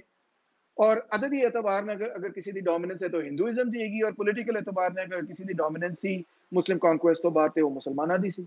और वो भी ਜਿਹੜੇ ਮੁਸਲਮਾਨ ਸਨ ਉਹ ਇੰਤਹਾਈ ਇਕਲੈਕਟਿਕ ਸਿੰਕ੍ਰੈਟਿਕ ਕਿਸਮ ਦਾ ਉਹਨਾਂ ਦਾ ਪੁਆਇੰਟ ਆਫ ਵਿਊ ਸੀ ਰਿਲੀਜਨ ਦੇ ਉੱਤੇ। ਮਿਸਾਲ ਤੌਰ ਤੇ ਜਿਵੇਂ ਅਕਬਰ ਦਾ ਦੀਨ ਇਲਾਹੀ ਦਾ ਤੁਸੀਂ ਸੁਣਿਆ ਹੋਏਗਾ ਕਿ ਕਿਵੇਂ ਉਹਨੇ ਕੋਸ਼ਿਸ਼ ਕੀਤੀ ਕਿ ਸਾਰੇ ਮਜ਼ਾਹਿਬ ਨੂੰ ਮੈਂ ਕਿਸੇ ਤਰ੍ਹਾਂ ਇਕੱਠਾ ਕਰ ਲਾਂ ਤਾਂ ਕਿ ਉਹ ਇੱਕ ਸਟੇਟ ਰਿਲੀਜਨ ਬਣ ਜਾਏ, ਜਿਹਦੇ ਨਤੀਜੇ ਦੇ ਵਿੱਚ ਮੈਂ ਆਸਾਨੀ ਨਾਲ ਆਪਣਾ ਮਤਲਬ ਮੁਗਲ ਐਮਪਾਇਰ ਜਿਹੜਾ ਉਹ ਕਾਇਮ ਕਰ ਲਾਂ। ਤੇ ਇਹ ਵੀ ਇੱਕ ਬੜੀ ਅਨੋਖੀ ਗੱਲ ਹੈਗੀ।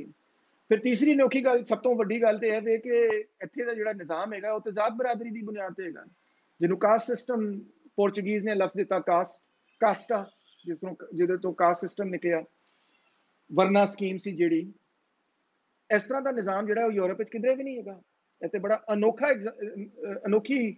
ਅਨੋਖਾ ਨਿਜ਼ਾਮ ਹੈਗਾ ਜਿਹੜਾ ਕਿ ਸਿਰਫ ਬਰੇ ਸਗੀਰ ਵਿੱਚ ਹੈਗਾ। ਬਲਕਿ ਇੱਕ ਹੋਰ ਥਾਂ ਤੇ ਹੈਗਾ, ਇਜਿਪਟ ਦੇ ਵਿੱਚ ਵੀ ਇੱਕ ਕਿਸਮ ਦਾ ਕਾਸਟ ਸਿਸਟਮ ਹੁੰਦਾ ਸੀ, ਮਗਰ basically it's very much part of Indian history. ਤੇ ਫਿਰ ਇਹ ਕਿਸ ਤਰ੍ਹਾਂ ਹੋਇਆ ਕਿ ਜਿਹੜਾ ਇਹ ਨਿਜ਼ਾਮ ਹੈਗਾ ਬੜਾ ਵੱਖਰਾ ਹੈ। ਹੋਰ ਤੁਸੀਂ ਅੱਗੇ ਵੇਖੋ, ਆਓ ਜ਼ਰਾ ਤਰਜ਼ੇ ਪੈਦਾਵਾਰ ਯਾਨੀ ਜਿਹਨੂੰ ਅੰਗਰੇਜ਼ੀ 'ਚ ਕਹਿੰਦੇ ਆ ਮੋਡ ਪ੍ਰੋਡਕਸ਼ਨ, ਉਹਦਾ ਇੱਕ ਥੋੜਾ ਜਿਹਾ ਤਜਜ਼ੀਆ ਕਰੀਏ ਕਿ ਹੁੰਦਾ ਕੀ, ਉਹਦੀ ਕੀ ਖਾਸੀਅਤ ਹੈ। ਕਾਰਲ ਮਾਰਕਸ, ਐਂਗਲਸ ਵਗੈਰਾ ਸਾਨੂੰ ਇਹ ਦੱਸਦੇ ਨੇ ਕਿ ਜੀ ਮੋਡ ਆਫ ਪ੍ਰੋਡਕਸ਼ਨ ਦੇ 3 ਅਹਿਮ ਹਿੱਸੇ ਨੇ। ਨੰਬਰ 1 ਕਿ ਜਦੋਂ ਤੁਸੀਂ ਤੇ ਮੈਂ ਸਾਡਾ ਇੱਕ ਕੋਈ ਨਾ ਕੋਈ ਮੁਆਸ਼ੀ ਰਿਸ਼ਤਾ ਕਾਇਮ ਹੋਏਗਾ, ਉਸ ਮੁਆਸ਼ੀ ਰਿਸ਼ਤੇ ਦੇ ਨਤੀਜੇ ਦੇ ਵਿੱਚ ਜਿਹੜੀਆਂ ਸ਼ੈਵਾਂ ਅਸੀਂ ਇਸਤੇਮਾਲ ਕਰਨੇ ਆ ਪੈਦਾਵਾਰ ਵਾਸਤੇ, ਫਰਜ਼ ਕਰੋ ਜ਼ਮੀਨ ਦਾ ਕੋਈ ਹਿੱਸਾ ਹੈਗਾ ਜਾਂ ਕੋਈ ਕਿਤਾਬ ਹੈਗੀ ਜਾਂ ਕੁਝ ਵੀ, ਜਿਹੜੀ ਵੀ ਸ਼ੈ ਤੁਸੀਂ ਇਸਤੇਮਾਲ ਕਰਦੇ ਹੋ, ਉਹ ਸ਼ੈ ਨੇ ਤੇ ਨਹੀਂ ਫੈਸਲਾ ਕਰਨਾ ਨਾ ਕਿ ਮੈਂ ਕਿਹਦੀ ਮਲਕੀਅਤ ਬਣਾਂਗਾ, ਮੈਂ ਮਲਕੀਅਤ ਬਣਾਂਗਾ ਕਿ ਨਹੀਂ ਬਣਾਂਗਾ, ਮੈਂ ਕਿਸ ਕਿਸਮ ਦੀ ਮਲਕੀਅਤ ਬਣਾਂਗਾ, ਸ਼ੈ ਨੇ ਨਹੀਂ ਫੈਸਲਾ ਕਰਨਾ। ਤੁਹਾਡਾ ਤੇ ਮੇਰਾ ਜਿਹੜਾ ਰਿਸ਼ਤਾ ਹੈਗਾ ਉਹਦੇ ਨਤੀਜੇ ਦੇ ਵਿੱਚ ਸ਼ੈਵਾਂ ਜਿਹੜੀਆਂ ਨੇ ਉਹ ਮਲਕੀਅਤ ਬਣ ਜਾਂਦੀਆਂ ਨੇ। ਯਾਨੀ ਕਿ ਇੱਕ ਕਿਸਮ ਮਲਕੀਅਤ ਇੱਕ ਕਿਸਮ ਦਾ ਸੋਸ਼ਲ ਕੰਟਰੈਕਟ ਹੈਗਾ।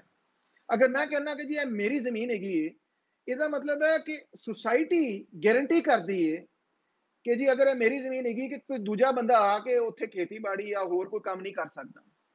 ਅਗਰ ਉਹ ਕਰਨ ਦੀ ਕੋਸ਼ਿਸ਼ ਕਰੇਗਾ ਤੇ ਸਮਾਜ ਨੇ ਇਸ ਤਰ੍ਹਾਂ ਦੇ ਇਦਾਰੇ ਬਣਾਏ ਹੋਏ ਨੇ ਕਿ ਉਹਨੂੰ ਕੱਢ ਦੇਣਗੇ।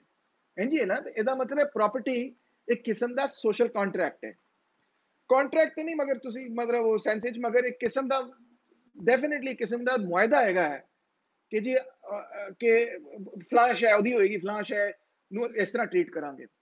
ਔਰ ਇਹ ਜਿਹੜਾ ਮੁਆਇਦਾ ਹੈਗਾ ਤਬਦੀਲ ਹੁੰਦਾ ਰਿਹਾ ਤਾਰੀਖ ਦੇ ਵਿੱਚ। ਮਿਸਾਲ ਤੌਰ ਤੇ ਇੱਕ ਪੀਰੀਅਡ ਉਹ ਸੀ ਕਿ ਜਦੋਂ ਜ਼ਮੀਨ ਨੂੰ ਕਿਸੇ ਵੀ ਕਿਸਮ ਦੀ ਮਲਕੀਅਤ ਨਹੀਂ ਸਮਝਿਆ ਤਸੱਵਰ ਨਹੀਂ ਕੀਤਾ ਜਾਂਦਾ ਸੀ, ਨਾ ਜ਼ਮੀਨ ਨੂੰ, ਨਾ ਜਿਹੜੇ ਦਰਿਆ ਸਨ ਉਹਨਾਂ ਨੂੰ, ਨਾ ਪਹਾੜਾਂ ਨੂੰ, ਨਾ ਦਰਖਤਾਂ ਨੂੰ। ਜਿਹੜੀ ਵੀ ਨੈਚੁਰਲ ਹੈਬਿਟੈਟ ਹੈਗੀ ਉਹਨੂੰ ਕਿਸੇ ਵੀ ਪਰਸਪੈਕਟਿਵ ਤੋਂ ਮਲਕੀਅਤ ਨਹੀਂ ਸਮਝਿਆ ਜਾਂਦਾ ਸੀ।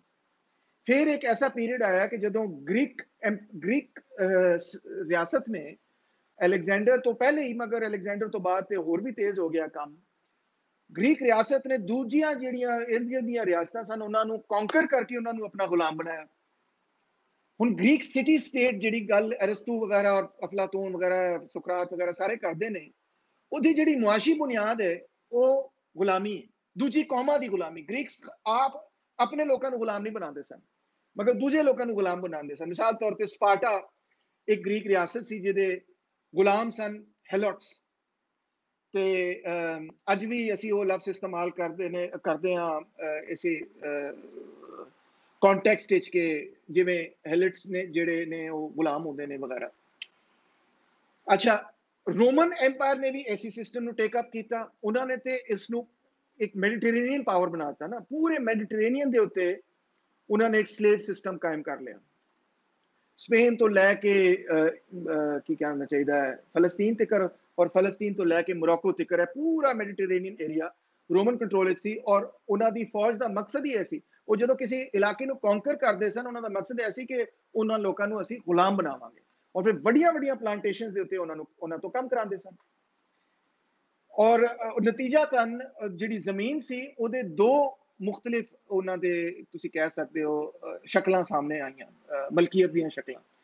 ਇੱਕ ਨੂੰ ਏਗਰ ਪਬਲਿਕਸ ਕਿਹਾ ਜਾਂਦਾ ਸੀ, ਯਾਨੀ ਕਿ ਪਬਲਿਕ ਲੈਂਡ, ਔਰ ਇੱਕ ਏਗਰ ਪ੍ਰਾਈਵੇਟ ਸੀ, ਯਾਨੀ ਕਿ ਪ੍ਰਾਈਵੇਟ ਲੈਂਡ। ਔਰ ਲੈਂਡ ਯਾਨੀ ਕਿ ਪਬਲਿਕ ਉਹ ਪ੍ਰਾਈਵੇਟ ਹੁੰਦਾ ਸੀ। ਗੁਲਾਮ ਜਿਹੜੇ ਸਨ ਉਹ ਬਜ਼ਾਤੇ ਖੁਦ ਲੋਕਾਂ ਦੀਆਂ ਮਾਲਕਾਂ ਦੇ ਮਲਕੀਅਤ ਸਨ, ਉਹਨਾਂ ਦੀ ਮਲਕੀਅਤ ਦੇ ਵਿੱਚ ਸ਼ਾਮਿਲ ਹੁੰਦੇ ਸਨ। ਔਰ ਜਿਹੜਾ ਯਾਨੀ ਕਿ ਤੁਸੀਂ ਵੇਖ ਰਹੇ ਹੋ ਕਿ ਪ੍ਰਾਪਰਟੀ ਸਿਸਟਮ ਜਿਹੜਾ ਸੀ ਉਹ ਪਬਲਿਕ ਪ੍ਰਾਈਵੇਟ ਦੋਵੇਂ ਕਿਸਮ ਦੀਆਂ ਪ੍ਰਾਪਰਟੀਆਂ ਦੇ ਉੱਤੇ ਬੁਨਿਆਦ ਰੱਖਦਾ ਸੀ, ਮੁਸ਼ਤਮਿਲ ਸੀ। ਲੇਬਰ ਸਿਸਟਮ ਜਿਹੜਾ ਸੀ ਉਹ ਚੈਟਲ ਸਲੇਵਰੀ ਦੇ ਉੱਤੇ ਕੰਮ ਕਰਦਾ ਸੀ, ਗੁਲਾਮੀ ਦੇ ਉੱਤੇ। ਔਰ ਉਹਦੇ ਤੋਂ ਜਿਹੜੀ ਜ਼ਾਇਦ ਪੈਦਾਵਾਰ ਹੁਕਮਰਾਨ ਤਬਕੇ ਦੇ ਕੋਲ ਆਉਂਦੀ ਸੀ ਉਹ ਕੈਸ਼ ਦੀ ਸ਼ਕਲ ਵਿੱਚ ਨਹੀਂ ਆਉਂਦੀ ਸੀ, ਉਹ ਡਾਇਰੈਕਟਲੀ ਅਨਾਜ ਦੀ ਸ਼ਕਲ ਵਿੱਚ ਆਉਂਦੀ ਸੀ, ਉਹ ਡਾਇਰੈਕਟਲੀ ਫਾਇਦੇ ਦੀ ਸ਼ਕਲ ਵਿੱਚ, ਯੂਟਿਲਿਟੀ ਦੀ ਸ਼ਕਲ ਵਿੱਚ, ਯੂਸ ਵੈਲਿਊ ਜਿਹਨੂੰ ਮਾਰਕਸ ਕਹਿੰਦਾ ਉਹਦੀ ਸ਼ਕਲ ਵਿੱਚ ਉਹਨਾਂ ਦੇ ਕੋਲ ਆਉਂਦੀ ਸੀ। ਹੁਣ ਇਹਨੂੰ ਕੰਪੇਅਰ ਕਰੋ, ਚਲੋ ਥੋੜਾ ਜਿਹਾ ਅੱਗੇ ਚੱਲਨੇ ਤਾਂ ਯੂਰੋਪੀਅਨ ਹਿਸਟਰੀ 'ਚ ਹੀ ਰਹਿੰਦੇ ਆ, ਥੋੜਾ ਜਿਹਾ ਅੱਗੇ ਚੱਲਨੇ ਆ। ਹੁਣ ਜਦੋਂ ਰੋਮਨ ਐਮਪਾਇਰ ਡਿੱਗਦਾ ਹੈ, ਜਦੋਂ ਬਾਰਬੇਰਿਕ ਇਨਵੇਜਨ ਵਗੈਰਾ ਹੁੰਦੀ ਤੇ ਉਹਨਾਂ ਦਾ ਮੋਡ ਆਫ ਪ੍ਰੋਡਕਸ਼ਨ, ਤਰਜ਼ੇ ਪੈਦਾਵਾਰ ਤਬਦੀਲ ਹੋ ਜਾਂਦਾ ਹੈ। ਹੁਣ ਗੁਲਾਮ ਜਿਹੜੇ ਨੇ ਉਹ ਸਰਫ ਬਣ ਜਾਂਦੇ ਨੇ। ਸਰਫ ਦਾ ਮਤਲਬ ਹੈ ਕਿ ਉਹ ਜ਼ਮੀਨ ਨਾਲ ਬੱਝੇ ਹੋਏ ਨੇ, ਉਹ ਜ਼ਮੀਨ ਛੱਡ ਕੇ ਨਹੀਂ ਜਾ ਸਕਦੇ। ਜਿਹੜੀ ਜ਼ਮੀਨ ਹੈਗੀ ਉਹ ਇੱਕ ਕਿਸਮ ਦਾ ਸਟੇਟ ਮੈਨਰ ਬਣ ਜਾਂਦੀ ਹੈ, ਨਿੱਜੀ ਮਲਕੀਅਤ ਹੈਗੀ ਹੈ ਕਿਸੇ ਆਕਾ ਦੀ। ਸਰਫ ਜਿਹੜੇ ਨੇ ਉਹ ਆਕਾ ਦੇ ਹੱਥ ਤੇ ਬੈਠ ਕਰਦੇ ਨੇ ਕਿ ਜੀ ਅਸੀਂ ਤੁਹਾਨੂੰ ਕਿਰਾਇਆ ਦੇਵਾਂਗੇ, ਰੈਂਟ ਦੇਵਾਂਗੇ। ਔਰ ਆਪਣਾ ਯਾਨੀ ਕਿ ਰੈਂਟ ਦੀ ਸ਼ਕਲ ਦੇ ਵਿੱਚ ਹੁਣ ਕਦਰੇ ਜ਼ਾਇਦ ਉਹਨਾਂ ਨੂੰ ਲੱਭ ਰਿਹਾ। ਔਰ ਜ਼ਮੀਨ ਜਿਹੜੀ ਹੈ ਉਹ ਮੈਨਰ ਦੀ ਸ਼ਕਲ ਬਣ ਗਈ ਹੈ, ਮਲਕੀਅਤ ਜਿਹੜੀ ਉਹ ਮੈਨਰ ਦੀ ਸ਼ਕਲ ਹੈ, ਔਰ ਲੇਬਰ ਜਿਹੜਾ ਉਹ ਸਰਫ ਲੇਬਰ ਹੈ। ਹੁਣ ਇਹਨੂੰ ਕਾਮਰੇਡ ਜੀ ਕੰਪੇਅਰ ਕਰੋ ਕਿ ਭਾਰਤ, ਇੰਡੀਆ, ਪਾਕਿਸਤਾਨ, ਬੰਗਲਾਦੇਸ਼, ਪੰਜਾਬ ਵਿੱਚ ਕੀ ਹੋ ਰਿਹਾ ਸੀ।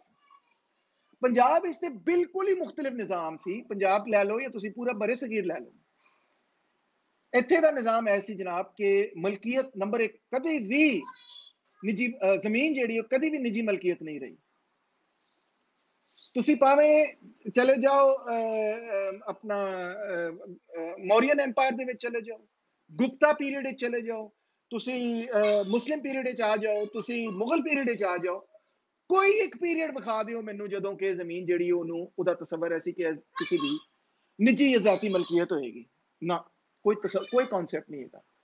ਇਹ ਤੋਂ ਬਜਾਏ ਜਾਂ ਤੇ ਕਮਿਊਨਿਟੀ ਦੀ ਜ਼ਮੀਨ ਹੁੰਦੀ ਸੀ, ਯਾਨੀ ਕਿ ਵਿਲੇਜ ਕਮਿਊਨਿਟੀ ਜਿਹੜੀ ਹੈ, ਜਿਹੜਾ ਪਿੰਡ ਹੈਗਾ ਬਸ ਉਹ ਪਿੰਡ ਦੇ ਲੋਕਾਂ ਦੀ ਜ਼ਮੀਨ ਹੈਗੀ ਹੈ, ਕਿਸੇ ਦੀ ਜ਼ਾਤੀ ਜ਼ਮੀਨ ਨਹੀਂ ਹੈਗੀ, ਬਸ ਜਿਹੜੇ ਲੋਕ ਰਹਿੰਦੇ ਨੇ ਉਹਨਾਂ ਦੀ ਜ਼ਮੀਨ ਹੈਗੀ।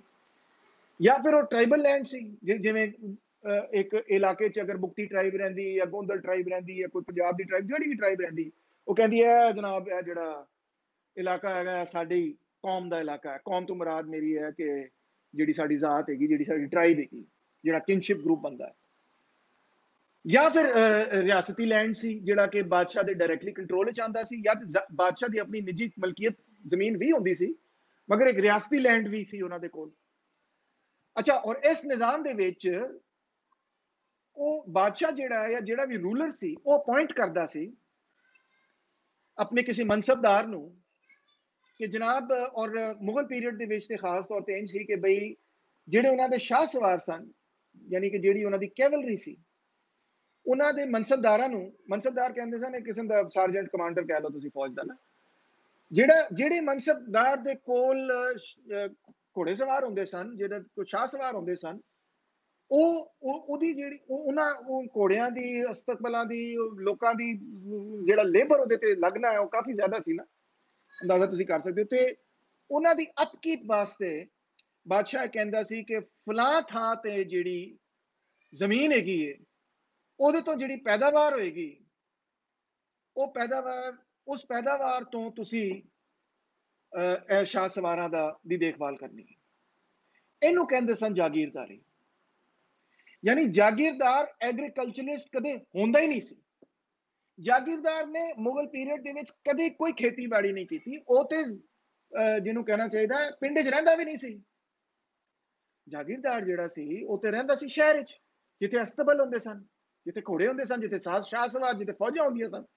ਔਰ ਜਾਗੀਰਦਾਰ ਟ੍ਰੈਡੀਸ਼ਨਲੀ ਇੱਕ ਮਿਲਟਰੀ ਮੈਨ ਸੀ, ਐਗਰੀਕਲਚਰਲਿਸਟ ਨਹੀਂ ਸੀ। ਉਹਨੂੰ ਪੁੱਛੋ ਜਾ ਕੇ ਜੀ ਕਿਹੜੀ ਸ਼ੈ ਲਾਣੀ ਹੈ, ਕਿਹੜੇ ਸੀਜ਼ਨ ਵਿੱਚ ਕਿਹੜੀ ਸ਼ੈ ਲਾਣੀ, ਉਹਨੂੰ ਕੋਈ ਆਈਡੀਆ ਨਹੀਂ ਸੀ। ਉਹਨੂੰ ਪਰਵਾਹ ਵੀ ਨਹੀਂ ਸੀ ਇਹਨਾਂ ਚੀਜ਼ਾਂ ਤੋਂ। ਉਹ ਸਮਝਦਾ ਸੀ ਮੇਰਾ ਕੰਮ ਹੀ ਨਹੀਂ ਹੈਗਾ, ਇਹ ਤੇ ਉਹਨਾਂ ਦਾ ਕੰਮ ਹੈਗਾ ਜਿਹੜਾ ਕਿ ਮਿਹਨਤ ਮਜ਼ਦੂਰੀ ਕਰਦੇ ਨੇ। ਮੇਰਾ ਕੰਮ ਥੋੜੀ ਹੈਗਾ, ਮੇਰਾ ਤੇ ਕੰਮ ਹੈਗਾ ਕਿ ਮੈਂ ਫੌਜੀ ਕਮਾਂਡਰ ਹਾਂ। ਹੀ ਵਾਸ ਨਾਟ ਐਨ ਐਗਰੀਕਲਚਰਲਿਸਟ।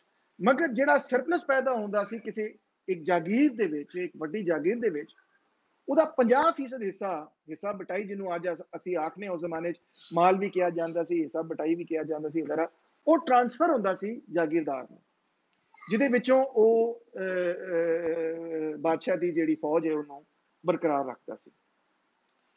ਔਰ ਤਕਰੀਬਨ ਔਰ ਉਹਨਾਂ ਦਾ ਜਿਹੜਾ ਨੁਮਾਇੰਦਾ ਹੁੰਦਾ ਸੀ ਨਾ ਇੱਥੇ ਪਿੰਡ ਦੇ ਵਿੱਚ, ਯਾਨੀ ਰਿਆਸਤ ਦਾ ਜਿਹੜਾ ਨੁਮਾਇੰਦਾ ਸੀ ਪਿੰਡ ਦੇ ਵਿੱਚ, ਜਿਹਦਾ ਫਰਜ਼ ਹੁੰਦਾ ਸੀ ਕਿ ਬਈ ਪਿੰਡ ਦੀ ਜਿਹੜੀ ਜ਼ਾਇਦ ਪੈਦਾਵਾਰ ਉਹਨੂੰ ਇਕੱਠਾ ਕਰਕੇ ਅਸੀਂ ਜਾਗੀਰਦਾਰ ਨੂੰ ਦਈਏ, ਉਹਨੂੰ ਕਹਿੰਦੇ ਸਨ ਜ਼ਮੀਂਦਾਰ। ਔਰ ਜ਼ਮੀਂਦਾਰ ਵੀ ਉਸ ਵੇਲੇ ਦਾ ਜਿਹੜਾ ਜ਼ਮੀਂਦਾਰ ਸੀ ਉਹ ਵੀ ਨਿੱਜੀ ਮਾਲਕ ਨਹੀਂ ਸੀ।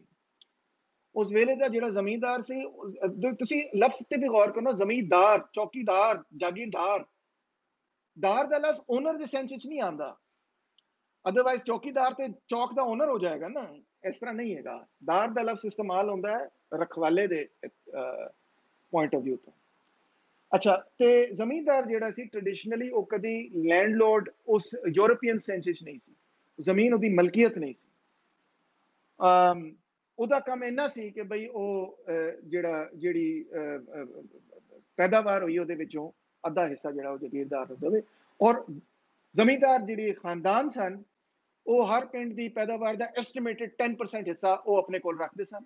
ਬਾਕੀ ਯਾਨੀ ਕਿ 40% ਹਿੱਸਾ ਜਿਹੜਾ ਬਚ ਗਿਆ ਹੁਣ ਔਨ ਐਵਰੇਜ, ਜ਼ਾਹਿਰੀ ਗੱਲ ਹੈ ਜਿੱਥੇ ਜ਼ਿਆਦਾ ਪੈਦਾਵਾਰ ਸੀ ਉੱਥੇ ਫਰਕ ਤਨਾਸਬ ਸੀ, ਜਿਹੜਾ ਜਿੱਥੇ ਕਮ ਪੈਦਾਵਾਰ ਹੁੰਦੀ ਸੀ ਉੱਥੇ ਫਰਕ ਤਨਾਸਬ ਸੀ, ਮਗਰ ਔਨ ਐਵਰੇਜ 10% ਜ਼ਮੀਂਦਾਰ ਰੱਖਦਾ ਸੀ। ਔਰ ਬਾਕੀ ਪੈਦਾਵਾਰ ਜਿਹੜੀ ਸੀ ਉਹ ਮੰਡੀ 'ਚ ਨਹੀਂ ਜਾਂਦੀ ਸੀ। ਉਹ ਇੱਕ ਪ੍ਰੀ ਅਰੇਂਜ ਤਰੀਕੇ ਨਾਲ ਜਿਹੜਾ ਕਾਸਟ ਸਿਸਟਮ ਦੇ ਉੱਤੇ ਬੁਨਿਆਦ ਰੱਖਦਾ ਸੀ, ਉਹਦੇ ਵਿੱਚ ਇੱਕ ਹਿੱਸਾ ਜਨਾਬ ਇਹਨਾਂ ਦਾ ਹੋਣਾ ਚਾਹੀਦਾ, ਇੱਕ ਹਿੱਸਾ ਉਹਨਾਂ ਦਾ ਹੋਣਾ ਚਾਹੀਦਾ, ਇੱਕ ਹਿੱਸਾ ਇਸ ਕੌਮ ਦਾ ਹੋਣਾ ਚਾਹੀਦਾ, ਇੱਕ ਹਿੱਸਾ ਉਸ ਕੌਮ ਦਾ ਹੋਣਾ ਚਾਹੀਦਾ। ਇਸ ਤਰ੍ਹਾਂ ਕਰਕੇ ਉਹ ਤਕਸੀਮ ਹੁੰਦੀ ਸੀ। ਕੋਈ ਮੰਡੀ ਨਹੀਂ ਹੈ, ਕੋਈ ਤੁਸੀਂ ਵੇਖੋ ਕਿ ਰੈਂਟ ਦਾ ਸਿਸਟਮ ਨਹੀਂ ਹੈ। ਲਾਰਜ ਸਕੇਲ ਸਰਫਟਮ ਕਿਧਰੇ ਵੀ ਨਜ਼ਰ ਨਹੀਂ ਆਉਂਦਾ ਜਿਹਦੇ ਵਿੱਚ ਤੁਸੀਂ ਸਮਝੋ ਕਿ ਜਿਹੜੇ ਕਿਸਾਨ ਨੇ ਉਹ ਜ਼ਮੀਨ ਨਾਲ ਬੱਝੇ ਹੋਏ ਨੇ, ਬਲਕਿ ਉਹ ਆਪਣੀ ਜ਼ਾਤ ਬਰਾਦਰੀ ਨਾਲ ਜ਼ਰੂਰ ਬੱਝੇ ਹੋਏ ਨੇ, ਮਗਰ ਉਹ ਜ਼ਮੀਨ ਨਾਲ ਨਹੀਂ ਬੱਝੇ ਹੋਏ। ਇਹ ਬਹੁਤ ਵੱਡਾ ਫਰਕ ਹੈਗਾ ਨਾ। ਔਰ ਆਪਣਾ ਜ਼ਮੀਨ ਪ੍ਰਾਈਵੇਟ ਪ੍ਰਾਪਰਟੀ ਨਹੀਂ। ਔਰ ਜਿਹੜਾ ਸਰਪਲਸ ਵੈਲਿਊ ਉਹਦੀ ਸ਼ਕਲ ਜਿਹੜੀ ਹੈ, ਨਾ ਰੈਂਟ ਹੈਗੀ ਹੈ, ਨਾ ਡਾਇਰੈਕਟ ਯੂਜ਼ ਵੈਲਿਊ ਹੈਗੀ, ਮਗਰ ਉਹਦੀ ਮੇਨ ਸ਼ਕਲ ਜਿਹੜੀ ਹੈ ਉਹ ਟੈਕਸ ਮਾਲ ਹੈ, ਟ੍ਰਿਬਿਊਟ ਹੈ ਜਿਹਨੂੰ ਕਹਿੰਦੇ ਆ। ਇਸੇ ਲਈ ਕੁਝ ਲੋਕਾਂ ਨੇ ਇਸ ਤਰਜ਼ੇ ਪੈਦਾਵਾਰ ਨੂੰ ਟ੍ਰਿਬਿਊਟਰੀ ਮੋਡ ਆਫ ਪ੍ਰੋਡਕਸ਼ਨ ਵੀ ਕਿਹਾ।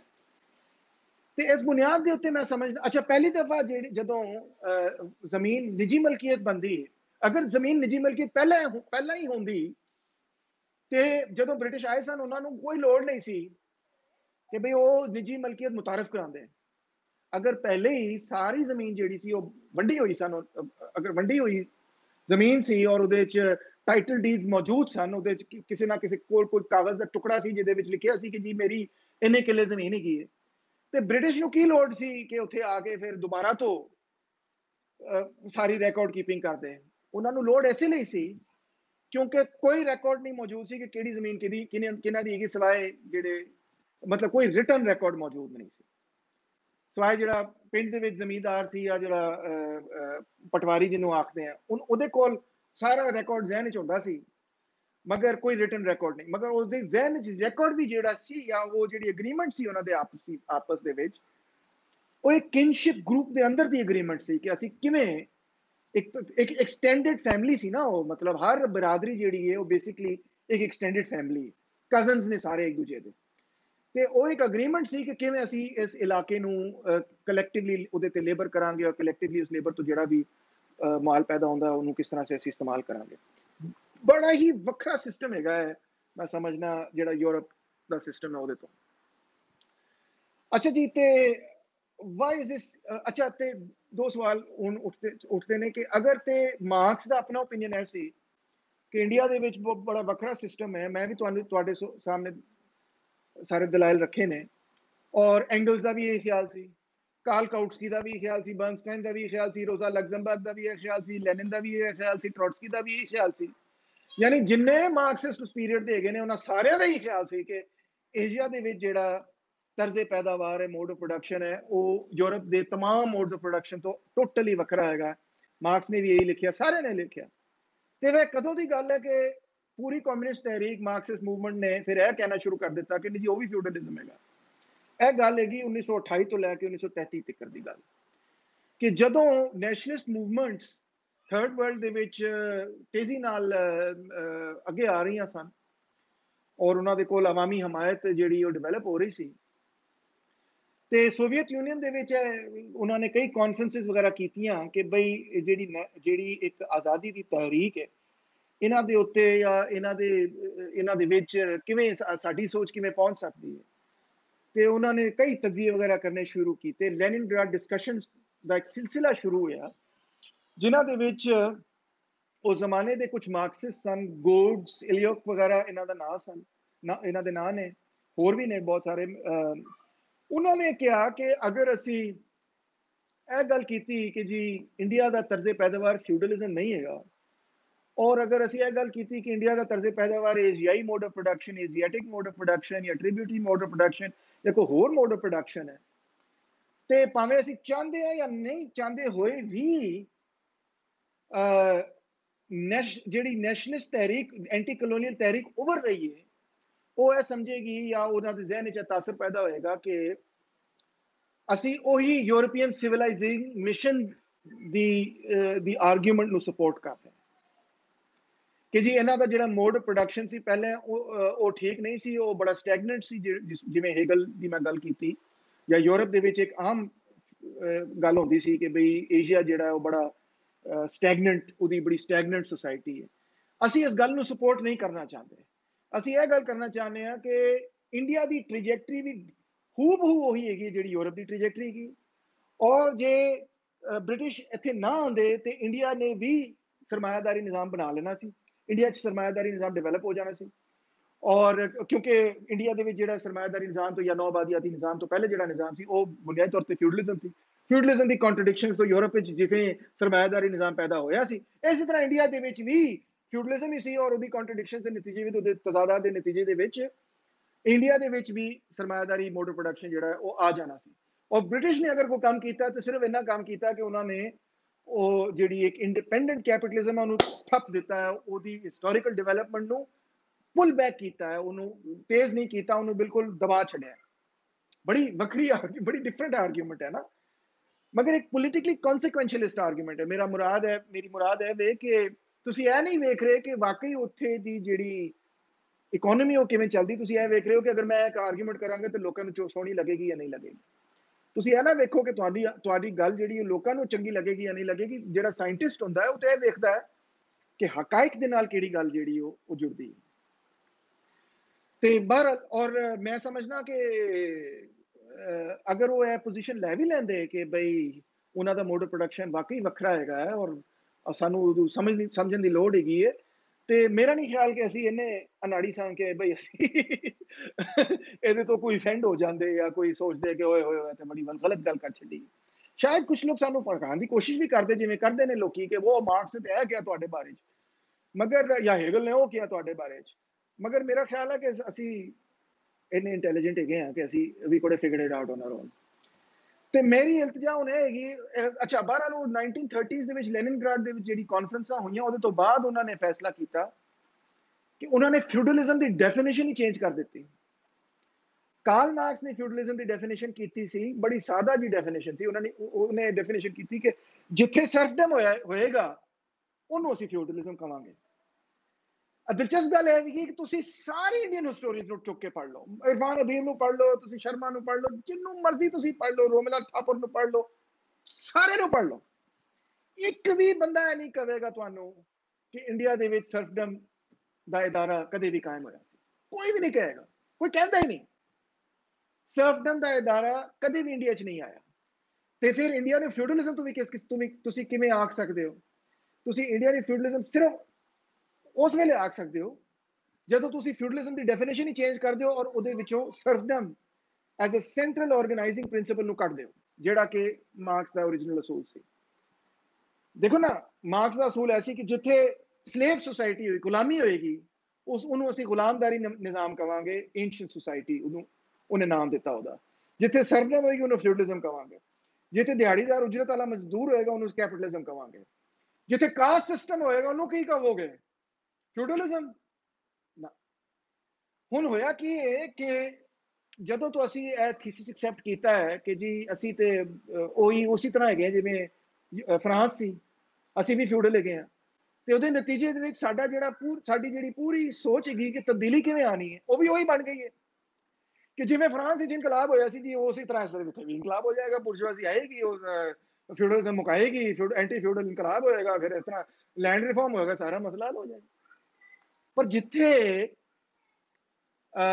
ਤਬਕਾਤ ਦੀ ਬੁਨਿਆਦ ਜ਼ਮੀਨ ਨਾ ਹੋਵੇ, ਕਾਸਟ ਹੋਵੇ, ਬਿਰਾਦਰੀ ਹੋਵੇ, ਜ਼ਾਤ ਹੋਵੇ, ਉੱਥੇ ਕਿਆ ਤੁਹਾਨੂੰ ਸੋਚਣਾ ਨਹੀਂ ਪਏਗਾ ਕਿ ਜੀ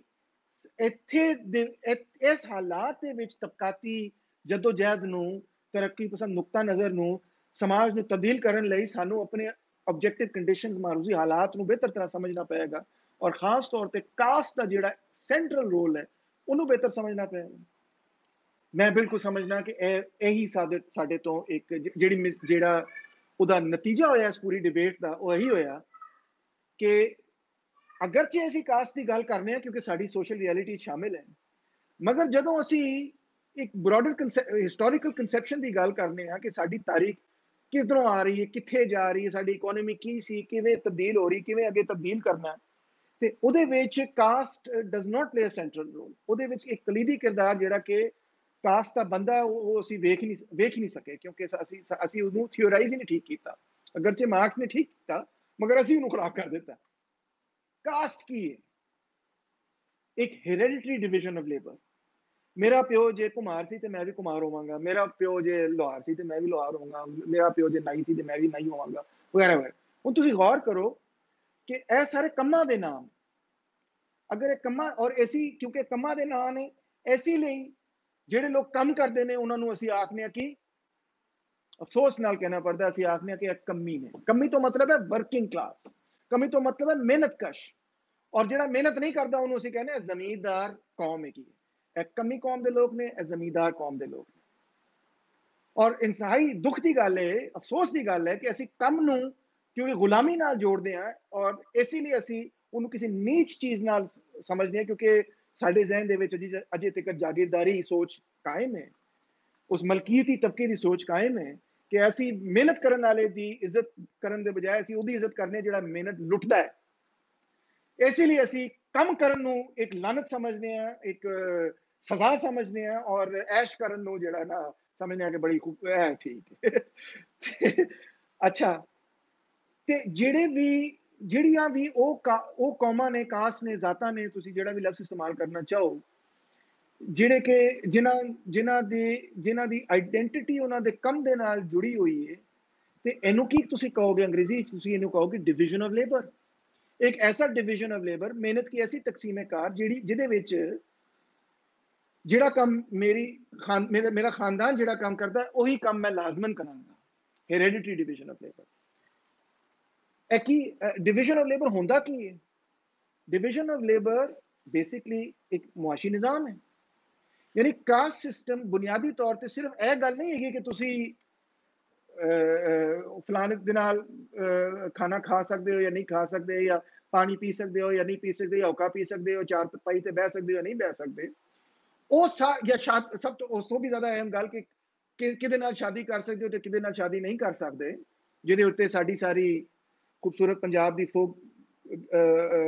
ਫੋਕ ਸ਼ਾਇਰੀ ਵੀ ਹੈ। ਹੀਰ ਵਾਰਿਸ हीर रांझा वारिस शाह दी और भी मतलब जिन्नी भी इस तरह की शायरी हैगी वो हमेशा कास्ट सिस्टम के खिलाफ हैगी कि कास्ट सिस्टम ये जात बरादरी का निज़ाम जिहड़ा है वो महदूद पाबंदी ला दिंदा तुहाडे ते कि तुसी अपनी मर्जी नाल विआह नहीं कर सकते, तुसी अपनी मर्जी नाल प्यार नहीं कर सकते। अपना सोनी माहीवाल की एग्जाम्पल देख लो वगैरह जो कई मिर्जा साहिबा वगैरह तो तुम जानते ही हो। अच्छा ते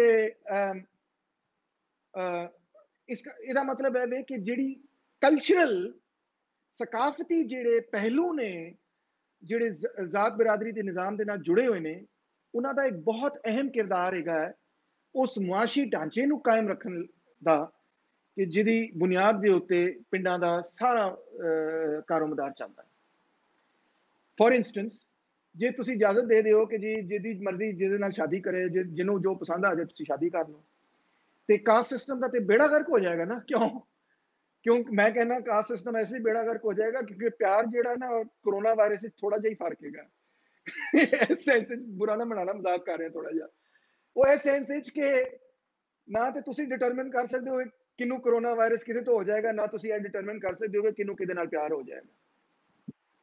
प्यार इस तरह की शय हैगी कि वो कहते हैं ना कि इश्क ना जाने तख्त ना वेखे तख्त ना वेखे ताज ਤੇ ਵਾਕਈ ਉਹ ਹਕੀਕਤ ਹੈਗੀ ਕਿ ਇਸ਼ਕ ਨਹੀਂ ਇਹ ਚੀਜ਼ਾਂ ਸਮਝਦਾ ਉਹਨੂੰ ਜਿਵੇਂ ਬਿਮਾਰੀ ਨਹੀਂ ਸਮਝਦੀ ਇਹ ਚੀਜ਼ਾਂ ਨੂੰ ਇਸੇ ਤਰ੍ਹਾਂ ਇਸ਼ਕ ਵੀ ਨਹੀਂ ਇਸ ਤਰ੍ਹਾਂ ਇਹਨਾਂ ਹਦੂਦ ਨੂੰ ਮੰਨਦਾ। ਤੇ ਅਗਰ ਇਸ਼ਕ ਹੋ ਗਿਆ ਉਹਨਾਂ ਦੇ ਦਰਮਿਆਨ ਜਿਹੜੇ ਕਿ ਮੁxtਲਿਫ ਕੌਮਾਂ ਤੋਂ ਤਾਲੁਕ ਰੱਖਦੇ ਨੇ ਤੇ ਫਿਰ तमाम ਜਿਹੜਾ ਮੁਆਸ਼ੀ ਨਿਜ਼ਾਮ ਹੈਗਾ ਜ਼ਾਤ ਬਰਾਦਰੀ ਦੀ ਬੁਨਿਆਦ ਤੇ ਜਿਹੜਾ ਕਾਇਮ ਹੈਗਾ ਉਹ ਪੂਰੇ ਦਾ ਪੂਰਾ ਤਹਿਸ ਨਹਿਸ ਹੋ ਜਾਏਗਾ। ਇਸੇ ਲਈ ਹੀਰ ਨੂੰ ਰੋਕਣਾ ਜ਼ਰੂਰੀ ਹੈ। इसीलिए सोनी ਨੂੰ रोकना लाजमी है। इसीलिए उस इलाके ਦੇ ਜਿਹੜੇ ਕੈਦੋਂ ਨੇ ਜਿਹੜੇ ਉਸ ਇਲਾਕੇ ਦੇ ਜਿਹੜੇ ਜ਼ਗੀਰਦਾਰ ਨੇ ਜਾਂ ਵਡੇਰੇ ਨੇ ਜਾਂ ਜਿਹੜੇ ਜ਼ਮੀਂਦਾਰ ਨੇ ਉਹਨਾਂ ਨੂੰ ਚੰਗੀ ਤਰ੍ਹਾਂ ਪਤਾ ਹੈ ਕਿ ਜੇ ਅਸੀਂ ਇੱਕ ਔਰਤ ਨੂੰ ਇਜਾਜ਼ਤ ਦੇ ਦਿੱਤੀ ਕਿ ਉਹ ਆਪਣੀ ਮਰਜ਼ੀ ਨਾਲ ਇਸ਼ਕ ਕਰੇ ਵਿਆਹ ਕਰੇ ਤੇ ਫਿਰ ਤੇ ਪੂਰਾ ਸਾਡਾ ਜਿਹੜਾ ਨਿਜ਼ਾਮ ਹੈ ਉਹ ਉਹਦੀ ਬੁਨਿਆਦਾਂ ਹਿਲ ਜਾਣਗੀਆਂ। ਤੇ ਅਸੀਂ ਆਪਣੀ ਜਿਹੜਾ ਸਾਡਾ ਇਹਦਾ ਮਤਲਬ ਇਹ ਹੋਇਆ ਕਿ ਜਿਹੜਾ ਸਾਡਾ ਰਵਾਇਤੀ ਤਰਜ਼ੇ ਪੈਦਾਵਾਰ ਹੈ ਉਹਦੀ ਜੜ ਦੇ ਵਿੱਚ ਪੈਟਰੀਆਰਕੀ ਹੈਗੀ ਉਹਦੀ ਜੜ ਦੇ ਵਿੱਚ ਔਰਤ ਦੇ ਖਿਲਾਫ ਜ਼ੁਲਮ ਸ਼ਾਮਿਲ ਹੈ ਔਰ ਔਰਤ ਦੀ ਆਪਣਾ ਪਿਆਰ ਕਰਨ ਦੀ ਜਿਹੜੀ ਇੱਕ ਤੁਸੀਂ ਕਹਿ ਸਕਦੇ ਹੋ ਨੇਚਰ ਹੈ ਜਾਂ ਕਿਸੇ ਮਰਦ ਦਾ ਵੀ ਜਿਹੜਾ ਨੇਚਰ ਹੈ ਉਹਨੂੰ ਦਬਾਣਾ क्यों जरूरी है क्योंकि जो उदू नहीं दबाया गया तो पूरा कास्ट सिस्टम परम भरम हो जाएगा। यही वजह है कि भावें तुसी हिंदू होवो या तुसी मुस्लिम हो इस society they which India Pakistan they which arranged marriage की जाती है। लव मैरिज बड़ी बुरी समझी जाती। क्यों बुरी समझी जाती है जनाब? हजूर पाक सल्लल्लाहु अलैहि वसल्लम ने तो आप लव मैरिज की थी सब हज़रत खदीजा ने उन्होंने प्रपोज किया तो इत्थे अरेंज्ड मैरिज का चक्कर क्यों है? फिर ਜਦੋਂ ਅਸੀਂ ਕਹਿੰਦੇ ਹਾਂ ਅਸੀਂ ਮੁਸਲਮਾਨ ਹੈਗੇ ਤੇ ਉਹਦੀ ਵਜ੍ਹਾ basically caste system will be destroyed by love. ਇਹੀ ਸਬਕ ਸੀ ਵਾਰਿਸ ਸ਼ਾਹ ਦਾ।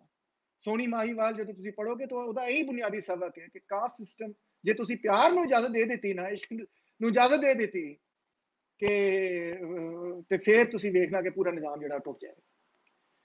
ਤੇ ਬਹਰਹਾਲ मैं अपनी गलबात हूँ इत्थे मेरा ख्याल है वाइंड अप करना है एक गल करके कि जदों असी अपने खिते दा तजिया करिए वेखिए कि साडा अपना मुआशी निज़ाम की सी सकाफती और सियासी निज़ाम की सी और उन्होंने मेनटेन करने वास्ते असी की कॉस्ट अदा की है और उहदी जिहड़ी पिलर सी उहदा जिहड़ी बुनियाद सी कास्ट सिस्टम सी आज़ाद बिरादरी का निज़ाम सी और उहदी की कॉस्ट सी ਉਹਦੀ ਕਾਸਟ ਖਵਾਤੀਨ ਨੇ ਵੀ ਅਦਾ ਕੀਤੀ ਹੈ ਉਹਦੀ ਕਾਸਟ तमाम ਤੁਸੀਂ ਕਹਿ ਲਓ ਕਿ ਆਸ਼ਕਾਂ ਨੇ ਅਦਾ ਕੀਤੀ ਹੈ। ਉਹਦੀ ਕਾਸਟ ਮਜ਼ੀਦ ਇਹ ਵੀ ਅਦਾ ਅਸੀਂ ਕੀਤੀ ਹੈ ਕਿ ਇੰਟੈਲੈਕਚੁਅਲੀ ਅਸੀਂ ਬਿਲਕੁਲ ਆਪਣੇ ਆਪ ਨੂੰ ਤਬਾਹ ਬਰਬਾਦ ਕੀਤਾ ਕਿ ਜਦੋਂ ਅਸੀਂ ਕਿਸੇ ਇੰਡੀਵਿਜੂਅਲ ਨੂੰ ਇਜਾਜ਼ਤ ਨਹੀਂ ਦਿੱਤੀ ਕਿ ਜੀ ਜਿਹੜੀ ਚੀਜ਼ ਦੇ ਵਿੱਚ ਤੁਹਾਡਾ ਐਪਟੀਟਿਊਡ ਹੈ ਤੁਸੀਂ ਉਹ ਕੰਮ ਕਰੋ।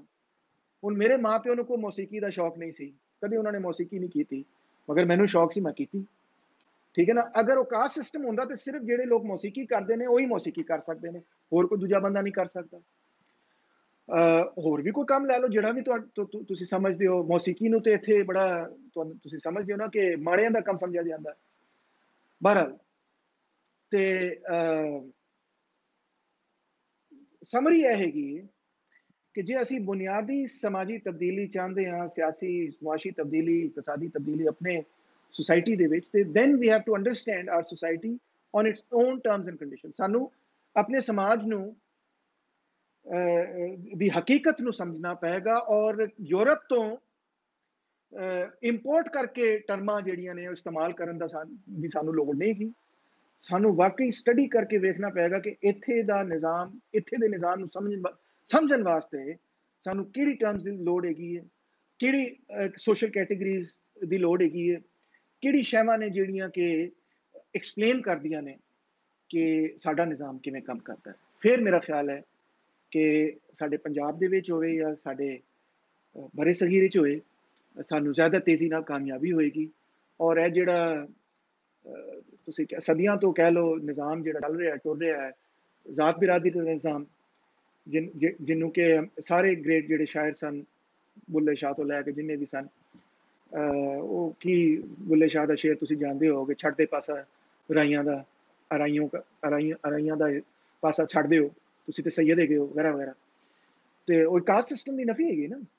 तो जो असी अपनी टर्म्स एंड कंडीशन से समझांगे तो फिर अपनी धरती दे विच जिहड़ी एक रेवोल्यूशनरी ट्रेडिशन है, इनकलाबी ट्रेडिशन है, उहदी रोशनी दे विच असी साडा मार्क्सिज्म भी डिवेलप होएगा और साडी सोच और तरक्की पसंद सोच, और असी बेहतर तरह मेरा ख्याल है काम कर सकांगे। वो पुराने दकिया नू, कास्ट सिस्टम नू भी मुकावांगे ते ए जिहड़ा यूरोपियन इंपोज्ड कलोनियल एक क्लास सिस्टम हैगा, सरमायादारी निज़ाम हैगा, इन्हों भी तब्दील करने च कामयाब होगा। बहुत शुक्रिया जी सर, बहुत शुक्रिया सर। साडे कोल सर कुछ सवाल सन। एक तो सर सवाल ये है कि जिल्लै तुसी पहली गल कीती कि जिहड़ी हिस्टरी दा रिकॉर्ड नहीं है मिलदा, हिस्टरी इत्थे नहीं लिखी जाती सी या नहीं लिखी गई, ਉਹਦੇ ਹਵਾਲੇ ਨਾਲ ਅਗਰ ਅਸੀਂ ਕੁਝ ਵੇਖੀਏ ਤੇ ਕਾਫੀ ਸਾਰੀਆਂ ਚੀਜ਼ਾਂ ਜਿਹੜੀਆਂ ਮਸਲਨ ਲੈਂਡ ਦੇ ਹਵਾਲੇ ਨਾਲ ਜਿਹੜਾ ਰੈਵਨਿਊ ਔਰ ਉਹਦਾ ਰਿਕਾਰਡ ਹੈ ਉਹ ਅਕਬਰ ਪੀਰੀਅਡ ਤੋਂ ਵੀ ਨਜ਼ਰ ਆਉਂਦਾ ਹੈ। ਔਰ ਅਸੀਂ ਜਦੋਂ 1849 ਦੇ ਵਿੱਚ ਪੰਜਾਬ ਨੂੰ ਫਤਹ ਕੀਤਾ ਜਾਂਦਾ ਤੇ ਇੱਕ ਬਹੁਤ ਵੱਡੀਆਂ ਕਿਤਾਬਾਂ ਦਾ ਜਿਹੜਾ ਜ਼ਖੀਰਾ ਹੈ ਉਹਨੂੰ ਸਾੜਿਆ ਜਾਂਦਾ ਔਰ ਬਹੁਤ ਸਾਰੀਆਂ ਕਿਤਾਬਾਂ ਇੱਥੋਂ ਚੁੱਕ ਕੇ ਜਿਹੜੀਆਂ ਬਾਹਰ ਵੀ ਪਹੁੰਚਾਈਆਂ ਜਾਂਦੀਆਂ ਨੇ। ਕੀ ਅਸੀਂ ਉਹਨਾਂ ਨੂੰ ਇਹ ਨਹੀਂ ਸਮਝਦੇ ਕਿ ਉਹਨਾਂ 'ਚ ਰਿਕਾਰਡ ਸੀ ਕੁਛ? डेफिनेटली ने कई रिकॉर्ड्स असी लूज कीते ने और कलोनीअल पीरियड भी कई रिकॉर्ड्स लूज कीते ने। अर्ली कलोनीअल पीरियड दे विच रॉबर्ट क्लाइव वगैरह के पीरियड दे विच बहुत कुछ लूज किया है और अपनी हेरिटेज बड़ी लूज की है, जिहड़ी चीज़ां तो असी सीख सकते सा कि साडी तारीख की हैगी है। मिसाल तौर पर जिहड़ी ज्यूलरी सी, आर्कीटैक्चर सी, आर्ट सी, सारा कुछ तो उत्थे यूरोप है। जिन्ना मतलब जिहड़ा जिन्ना भी आर्ट हाई क्वालिटी का सी, वो सारा चुक के लोग ही लै गए सन। तो डेफिनेटली असी बहुत कुछ लूज किया है कलोनीअलिज्म के दौर के भी और आपस की लड़ाई के भी। मगर जनरली तुम देखो कि जी हिस्टरी तो मेरी मुराद है जी लिखी शै है, क्योंकि जो तुम हज़ारों साल की तारीख की गल करते हो ना, तो जी शै लिखी ना जाए ना, वो फिर एक जनरेशन तो अगली जनरेशन के तब्दील होती रहती है। वो नैरेटिव तब्दील होता रहता है उस जनरेशन के हिसाब से, एम्फेसिस तब्दील होता रहता है। और यह भी एक सोहनी गल हैगी, यह भी एक मजेदार गल हैगी। मगर जो फिर प्रीवियस नैरेटिव होता ना, तुसी खो बैठते हो। मिसाल समझ रहे हो ना मैं की कह रहा कि मिसाल तौर पर इतने बहुत सारिया मिथ्स ने, बहुत सारे साडी मतलब है कि नैरेटिव्स ने, मगर सानू नहीं पता कि सानू यह पता कि अज दे वेले च नैरेटिव किवें सानू सुनाया गया है, मगर सानू नहीं पता कि 1000 साल पहले जिहड़ा यही नैरेटिव सी उहदी एग्जैक्ट शक्ल की सी। अगर वो लिख लिया हुंदा उस वेले तो साडे कोल हुंदा। ते और दूसरी गल, एक मिनट, असी बड़े डिफेंसिव हो जा, साडी एक आदत हैगी है, असी बड़े डिफेंसिव हो जाते हैं खाम खाज। यह साडी डिफेंसिव नहीं शामिल है कि जिवें ही कोई सानू आके दसे ना, वो तुसी तो अपनी तारीख नहीं लिखोगा, ओ तेरी ऐसी मैं बड़ी तारीख यार। डिफेंसिव होने की गल नहीं हैगी, सीखण की गल हैगी, सीखण सिखाण की गल हैगी कि हुण सानू अपनी तारीख लिखनी चाहिए। अपनी तारीख आप लिखी असी, जे तुसी अपनी तारीख नहीं लिखोगे तो कोई होर तुहाडी तारीख लिखेगा। ते तुसी कंपेयर किस चीज़ नाल कर रहे हो? अगर तुसी कंपेयर करते हो मिसाल तौर पर ग्रीक हिस्टरी नाल, चलो ग्रीक हिस्टरी भी छड्डो तो हुणे शुरू हुई है। अगर तुसी कंपेयर करते हो इजिप्शियन हिस्टरी नाल, आओ जरा बैठ के कंपेयर करो ना इजिप्शियन हिस्टरी नाल। ਤੁਸੀਂ ਵੇਖੋ ਕਿ ਉਹਨਾਂ ਨੇ ਆਪਣੀ ਹਿਸਟਰੀ ਨੂੰ ਕਿਵੇਂ ਉਹ ਆਪਣੇ ਟੈਂਪਲਸ ਦੇ ਉੱਤੇ ਪਿਕਟੋਗ੍ਰਾਮਸ ਦੇ ਵਿੱਚ ਕੀ ਕਹਿੰਦੇ ਲਿਖ ਕੇ ਦਰਜ ਕੀਤਾ। ਜਿੰਨੀ ਛੇਤੀ ਆਇਰਨ ਏਜ ਦੇ ਵਿੱਚ ਤੁਹਾਨੂੰ ਪਤਾ ਨਾ ਲਿਖਾਈ ਸ਼ੁਰੂ ਹੋਈ, ਇੱਥੇ ਵੀ ਲਿਖਾਈ ਬੜੀ ਛੇਤੀ ਸ਼ੁਰੂ ਹੋ ਗਈ, ਮਗਰ ਅਸੀਂ ਐਮਫੈਸਿਸ ਕੀਤਾ ਫਲਸਫੇ ਦੇ ਉੱਤੇ। ਮੈਂ ਅਗੇਨ ਕਹਾਂਗਾ ਫਲਸਫੇ ਔਰ ਰਿਲੀਜਨ ਦੇ ਉੱਤੇ ਸਾਡਾ ਐਮਫੈਸਿਸ ਸੀਗਾ, ਮਗਰ ਬਾਦਸ਼ਾਹਾਂ ਦੀ ਤਾਰੀਖ ਹੋਵੇ ਜਾਂ ਆਵਾਮ ਦੀ ਤਾਰੀਖ ਹੋਵੇ ਉਹ ਅਸੀਂ ਨਹੀਂ ਲਿਖੀ। डिफेंसिव होने की गल नहीं है, ठीक है, सीखने की गल है, हुण आइंदा मिस्टेक ना करना। नहीं नहीं सर, डिफेंसिव नहीं है कुछ चीज़ां, क्योंकि असी कर रहे हैं ते ਉਹਦੇ ਬਾਰੇ ਨਾ ਕੁਝ ਚੀਜ਼ਾਂ ਜ਼ਾਹਿਰ ਹੈ ਉਹ ਫਿਰ ਕਲੀਅਰ ਵੀ ਕਰਦੇ ਰਹਿੰਦੇ, ਕਿਉਂਕਿ ਇਧਰ ਜਿਹੜੇ ਨੇ ਨਾ ਉਹ ਸਵਾਲ ਸਾਨੂੰ ਆ ਰਹੇ ਨੇ। ਇੱਥੇ ਪ੍ਰੋਫੈਸਰ ਸੁਖਦੇਵ ਸੋਲ ਸਾਹਿਬ ਨੇ ਸਾਡੇ ਨਾਲ ਗੁਰੂ ਨਾਨਕ ਦੇਵ ਯੂਨੀਵਰਸਿਟੀ ਤੋਂ, ਉਹਨਾਂ ਦੇ ਵੱਲੋਂ ਸਵਾਲ ਹੈ ਕਿ when the British wrote their history Romans wrote about them। हाँ हाँ, ब्रिटिश ने बहुत बाद में आके, that is very true. Roman historians जेडे ब्रिटिश जेडे सन ना, देखो ब्रिटिश भी जेडे ओरिजिनल ब्रिटेन्स ने वो तो तुहानू पता ना कि जदों नॉर्मन कॉन्क्वेस्ट वगैरह हुई है और फिर अपना JD Roman conquest Norman conquest वगैरह कई कॉन्क्वेस्ट तो बाद इंग्लिश पीपल कायम हुए ने। मतलब इंग्लिश पीपल एक एथनिक ग्रुप नहीं है, कई उन्होंने एथनिक ग्रुप्स ने, और ਜਿਹੜੇ ओरिजिनल ब्रिटेन्स ने वो होर सन, और ਉਹਨਾਂ ਦੀ ਤਾਰੀਖ ਕਿਉਂਕਿ ਉਹ ਵੀ ਸਾਡੀ ਤਰ੍ਹਾਂ ਕੋਈ ਉਹਨਾਂ ਦੇ ਕੋਲ ਜ਼ਿਆਦਾ ਉਹਨਾਂ ਦੇ ਕੋਲ ਕੋਈ ਰਿਟਨ ਰਿਕਾਰਡ ਬਹੁਤ ਘੱਟ ਸੀ। 2-3 ਮਿਥ ਸਰਵਾਈਵ ਕਰਦੀਆਂ ਨੇ, ਮਿਸਾਲ ਤੌਰ ਤੇ ਬੇਓਵੁਲਫ ਦੀ ਮਿਥ ਹੈਗੀ ਹੈ, ਇਸ ਤਰ੍ਹਾਂ ਦੀ ਹੋਰ 2-4 ਮਿਥਸ ਨੇ, ਕਿੰਗ ਆਰਥਰ ਦੀ ਮਿਥ ਵਗੈਰਾ 2-4 ਮਿਥਸ ਉਹਨਾਂ ਦੀ ਹੈਗੀਆਂ ਨੇ, ਮਗਰ ਜ਼ਿਆਦਾਤਰ ਤਾਰੀਖ ਉਹਨਾਂ ਦੀ ਜਿਹੜੀ ਹੈ ਫਿਰ ਦੂਜਿਆਂ ਨੇ ਲਿਖੀ ਆ ਕੇ, ਜਿਹੜੇ ਜ਼ਿਆਦਾ ਲਿਟਰੇਟ ਕਲਚਰ ਦੇ ਲੋਕ ਸਨ। मैं तो कंपेयर कर रहा इंडिया नूं, इंडियन हिस्टोरियोग्राफी, अच्छा चीन नाल कंपेयर कर लो तुसीं, चीनियां ने भी अपनी तारीख बड़ी लिखी, ठीक है ना, ते मगर असी घट लिखी, सीधी गल है जिहड़ी करन वाली। और इहदे च मतलब सानू कोई, मैनू नहीं समझदा कि मैनू समझ नहीं आती कि सानू डिफेंसिव होने की गल है, असी हर चीज़ ठीक तो नहीं की ना ऐ तो नहीं कि असी परफेक्ट है हाँ, ठीक है ना, कुछ लोग कोई चीज़ां दूजे लोगों ने बेहतर कीतियां, कोई असी बेहतर कीतियां ने, ठीक है ना। तो सानू मान लेना चाहिए कि जी इजिप्ट ने अपनी तारीख बड़ी लिखी जनाब, बहुत सोहनी गल की, सानू भी सीखना चाहिए। ये जदों असी डिफेंसिव हो जाने ना, फिर असी सबूत पेश करने, नहीं जी ये भी वेखो वो भी वेखो, भाई look at the sources, I mean Babylonian sources नूं तुसीं वेखो, ठीक है ना, और तुसीं इजिप्शियन सोर्सेज नूं वेखो, तुसीं ग्रीक सोर्सेज नूं वेखो, रोमन सोर्सेज नूं वेखो, पलंदे लगे हुए ने लैटिन जबान दे विच, असी नहीं लिखे, ਅਸੀਂ ਰਿਲਾਈ ਕੀਤਾ ਹੈ ਓਰਲ ਟ੍ਰੈਡੀਸ਼ਨ ਤੇ। ਸਾਡਾ ਟ੍ਰੈਡੀਸ਼ਨ ਐਸੀ ਜਿਹੜੇ ਸਾਡੇ ਤੁਸੀਂ ਕਹਿ ਸਕਦੇ ਹੋ ਹਿਸਟੋਰੀਅਨਸ ਬਣ ਸਕਦੇ ਸਨ ਕਿ ਸਾਡਾ ਟ੍ਰੈਡੀਸ਼ਨ ਐਸੀ ਕਿ ਜੀ ਅਸੀਂ ਜਿਹੜੀ ਵੇਦ ਹੈ ਉਹ ਅਸੀਂ ਜ਼ੁਬਾਨੀ ਆਪਣੇ ਬੱਚਿਆਂ ਨੂੰ ਸਿਖਾਵਾਂਗੇ, ਫਿਰ ਉਹ ਜ਼ੁਬਾਨੀ ਆਪਣੇ ਬੱਚਿਆਂ ਨੂੰ ਸਿਖਾਉਣਗੇ, ਫਿਰ ਉਹ ਅਗੇ ਜ਼ੁਬਾਨੀ ਇੱਥੇ ਬੜੀ ਰੀਸੈਂਟ ਗੱਲ ਹੈਗੀ ਕਿ ਈਵਨ ਵੇਦਾਸ ਜਿਹੜੇ ਨੇ ਉਹਨਾਂ ਨੂੰ ਵੀ ਤਹਿਰੀਰੀ ਸ਼ਕਲ ਜਿਹੜੀ ਹੈ ਉਹ ਬੜੀ ਲੇਟਰ ਹਿਸਟਰੀ ਦੀ ਗੱਲ ਹੈਗੀ। ਉਹਨਾਂ ਦੀ ਅਸਲ ਹਿਸਟਰੀ ਓਰਲ ਹਿਸਟਰੀ ਉਹਦੇ ਤੋਂ ਬਹੁਤ ਪੁਰਾਣੀ ਹੈਗੀ, ਮੰਨਦੇ ਹੋ ਨਾ ਇਸ ਗੱਲ ਨੂੰ। ਮਗਰ ਤੁਸੀਂ ਵੇਖੋ ਜੂਜ਼ ਨੇ ਕੀ ਕੀਤਾ, ਜੂਜ਼ ਨੇ ਬਹੁਤ ਪਹਿਲੇ ਆਪਣੀ ਕਿਤਾਬ ਲਿਖਣ ਦੀ ਕੋਸ਼ਿਸ਼ ਕੀਤੀ, ਠੀਕ ਹੈ ਨਾ। ਤਾਂ ਇਹ ਗੱਲਾਂ ਨੇ, ਇਹਦੇ ਵਿੱਚ ਡਿਫੈਂਸਿਵ ਹੋਣ ਦੀ ਲੋੜ ਨਹੀਂ ਹੈਗੀ, but fact of the matter is that ਅਸੀਂ ਮੇਨਲੀ ਓਰਲ ਹਿਸਟਰੀ ਤੇ ਰਿਲਾਈ ਕੀਤਾ, ਮੇਨਲੀ ਸਾਡਾ ਕਲਚਰ ਓਰਲ ਹਿਸਟਰੀ ਦੇ ਉੱਤੇ ਹੀ ਰਿਲਾਈ ਕਰਦਾ ਸੀ, ਔਰ ਬਹੁਤ ਕਮ ਲੋਕ ਸਨ ਜਿਹੜੇ ਕਿ ਲਿਖਤ ਪੜ੍ਹਤ ਦਾ ਕੰਮ ਕਰਦੇ ਸਨ, ਔਰ ਪੋਲੀਟੀਕਲ ਹਿਸਟਰੀ ਜਾਂ ਇਕਨੋਮਿਕ ਹਿਸਟਰੀ ਜਿਹੜੀ ਹੈ ਉਹ ਬਹੁਤ ਘੱਟ ਸੋਰਸਿਸ ਨੇ ਸਾਡੇ ਕੋਲ ਜਿਨ੍ਹਾਂ ਦੇ ਉੱਤੇ ਅਸੀਂ ਰਿਲਾਈ ਕਰਕੇ ਸਮਝ ਸਕਦੇ ਹਾਂ ਕਿ ਕੀ ਉਸ ਪੀਰੀਅਡ ਦੇ ਵਿੱਚ ਕੀ ਸੀ ਤੇ ਕੀ ਨਹੀਂ ਸੀ। ਜੀ ਸਰ, ਅਸੀਂ ਬੇਸਿਕਲੀ ਇਹ ਕੁਐਸਚਨ ਇਸ ਤੋਂ ਕੀਤਾ ਹੈ ਕਿ ਅਸੀਂ ਆਪਣੇ ਇਸ ਕਲੱਬ ਦੇ ਥਰੂ, ਜਿੱਦਾਂ ਤੁਸੀਂ ਕਿਹਾ ਕਿ ਆਪਣੀ ਹਿਸਟਰੀ ਲਿਖਣ ਦੀ ਗੱਲ ਕੀਤੀ, ਤੇ ਅਸੀਂ ਆਪਣੀ ਹਿਸਟਰੀ ਦੇ ਹਵਾਲੇ ਨਾਲ ਹੀ ਕੰਮ ਕਰ ਰਹੇ ਹਾਂ। ਤੇ ਉਹਦੇ ਚ ਅਸੀਂ ਨਾ ਕੁਝ ਅੱਜ, ਕਿਉਂਕਿ ਤੁਸੀਂ ਸਾਡੇ ਕੋਲ ਜਿਹੜੇ ਸੀਨੀਅਰ ਹਿਸਟੋਰੀਅਨ ਸੋਸ਼ਲ ਸਾਇੰਟਿਸਟ ਆਉਂਦੇ ਨੇ, ਅਸੀਂ ਉਹਨਾਂ ਦੇ ਕੋਲ ਇੱਕ ਕੁਐਸਚਨ, ਹਾਂਜੀ ਅਸੀਂ ਉਹਨਾਂ ਕੋਲ ਇੱਕ ਕੁਐਸਚਨ ਜ਼ਰੂਰ ਕਰਨੇ ਆ। ਉਹ ਇੱਕ ਕੁਐਸਚਨ ਹੁੰਦਾ ਕਿ ਸਰ ਜਿਹੜੀਆਂ ਟਰਮਸ ਹਿਸਟਰੀ ਦੇ ਵਿੱਚ ਯੂਜ਼ ਕੀਤੀਆਂ ਗਈਆਂ ਨੇ, ਮਿਸਾਲ ਦੇ ਤੌਰ ਤੇ ਮੁਸਲਿਮ ਪੀਰੀਅਡ ਹੈ, ਫਿਰ ਹਿੰਦੂ ਪੀਰੀਅਡ ਹੈ, ਉਸ ਤੋਂ ਬਾਅਦ ਸਿੱਖ ਪੀਰੀਅਡ ਹੈ, ਤੇ ਫਿਰ ਇੱਕਦਮ ਬ੍ਰਿਟਿਸ਼ ਪੀਰੀਅਡ ਹੋ ਜਾਂਦਾ ਹੈ। ਹਾਂ, ਤੇ ਉਹ ਜਿਹੜੀ ਡਿਵੀਜ਼ਨ, ਹਾਂਜੀ ਉਹ ਜਿਹੜੀ ਡਿਵੀਜ਼ਨ ਹੈ, ਅਸੀਂ ਬੇਸਿਕਲੀ ਇਹੀ ਚਾਹੁੰਦੇ ਹਾਂ ਕਿ ਇਹ ਜਿਹੜੇ ਮੁਖਤਲਿਫ ਟਰਮੀਨੋਲੋਜੀ ਜਿਹੜੇ ਦੂਜਿਆਂ ਸਾਡੀ ਤਾਰੀਖ ਲਿਖੀ ਹੈ, ਅਸੀਂ ਉਹਨੂੰ ਕਿਸ ਤਰ੍ਹਾਂ ਵੇਖੀਏ ਦੁਬਾਰਾ, ਕਿ ਅਸੀਂ ਉਹਨੂੰ ਆਪਣੇ ਵੱਲੋਂ ਵੇਖ ਕੇ ਲਿਖ ਸਕੀਏ ਜੋ ਇੱਥੇ ਮੌਜੂਦ ਸੀ। ਸੋ ਅਸੀਂ ਇਸ ਵਾਸਤੇ ਜਿਹੜੀਆਂ ਗੱਲਾਂ ਹੁੰਦੀਆਂ ਨੇ ਫਿਰ ਉਹਨਾਂ ਦੇ ਹਵਾਲੇ ਨਾਲ ਅਸੀਂ ਸਵਾਲ ਕਰਦੇ ਹਾਂ।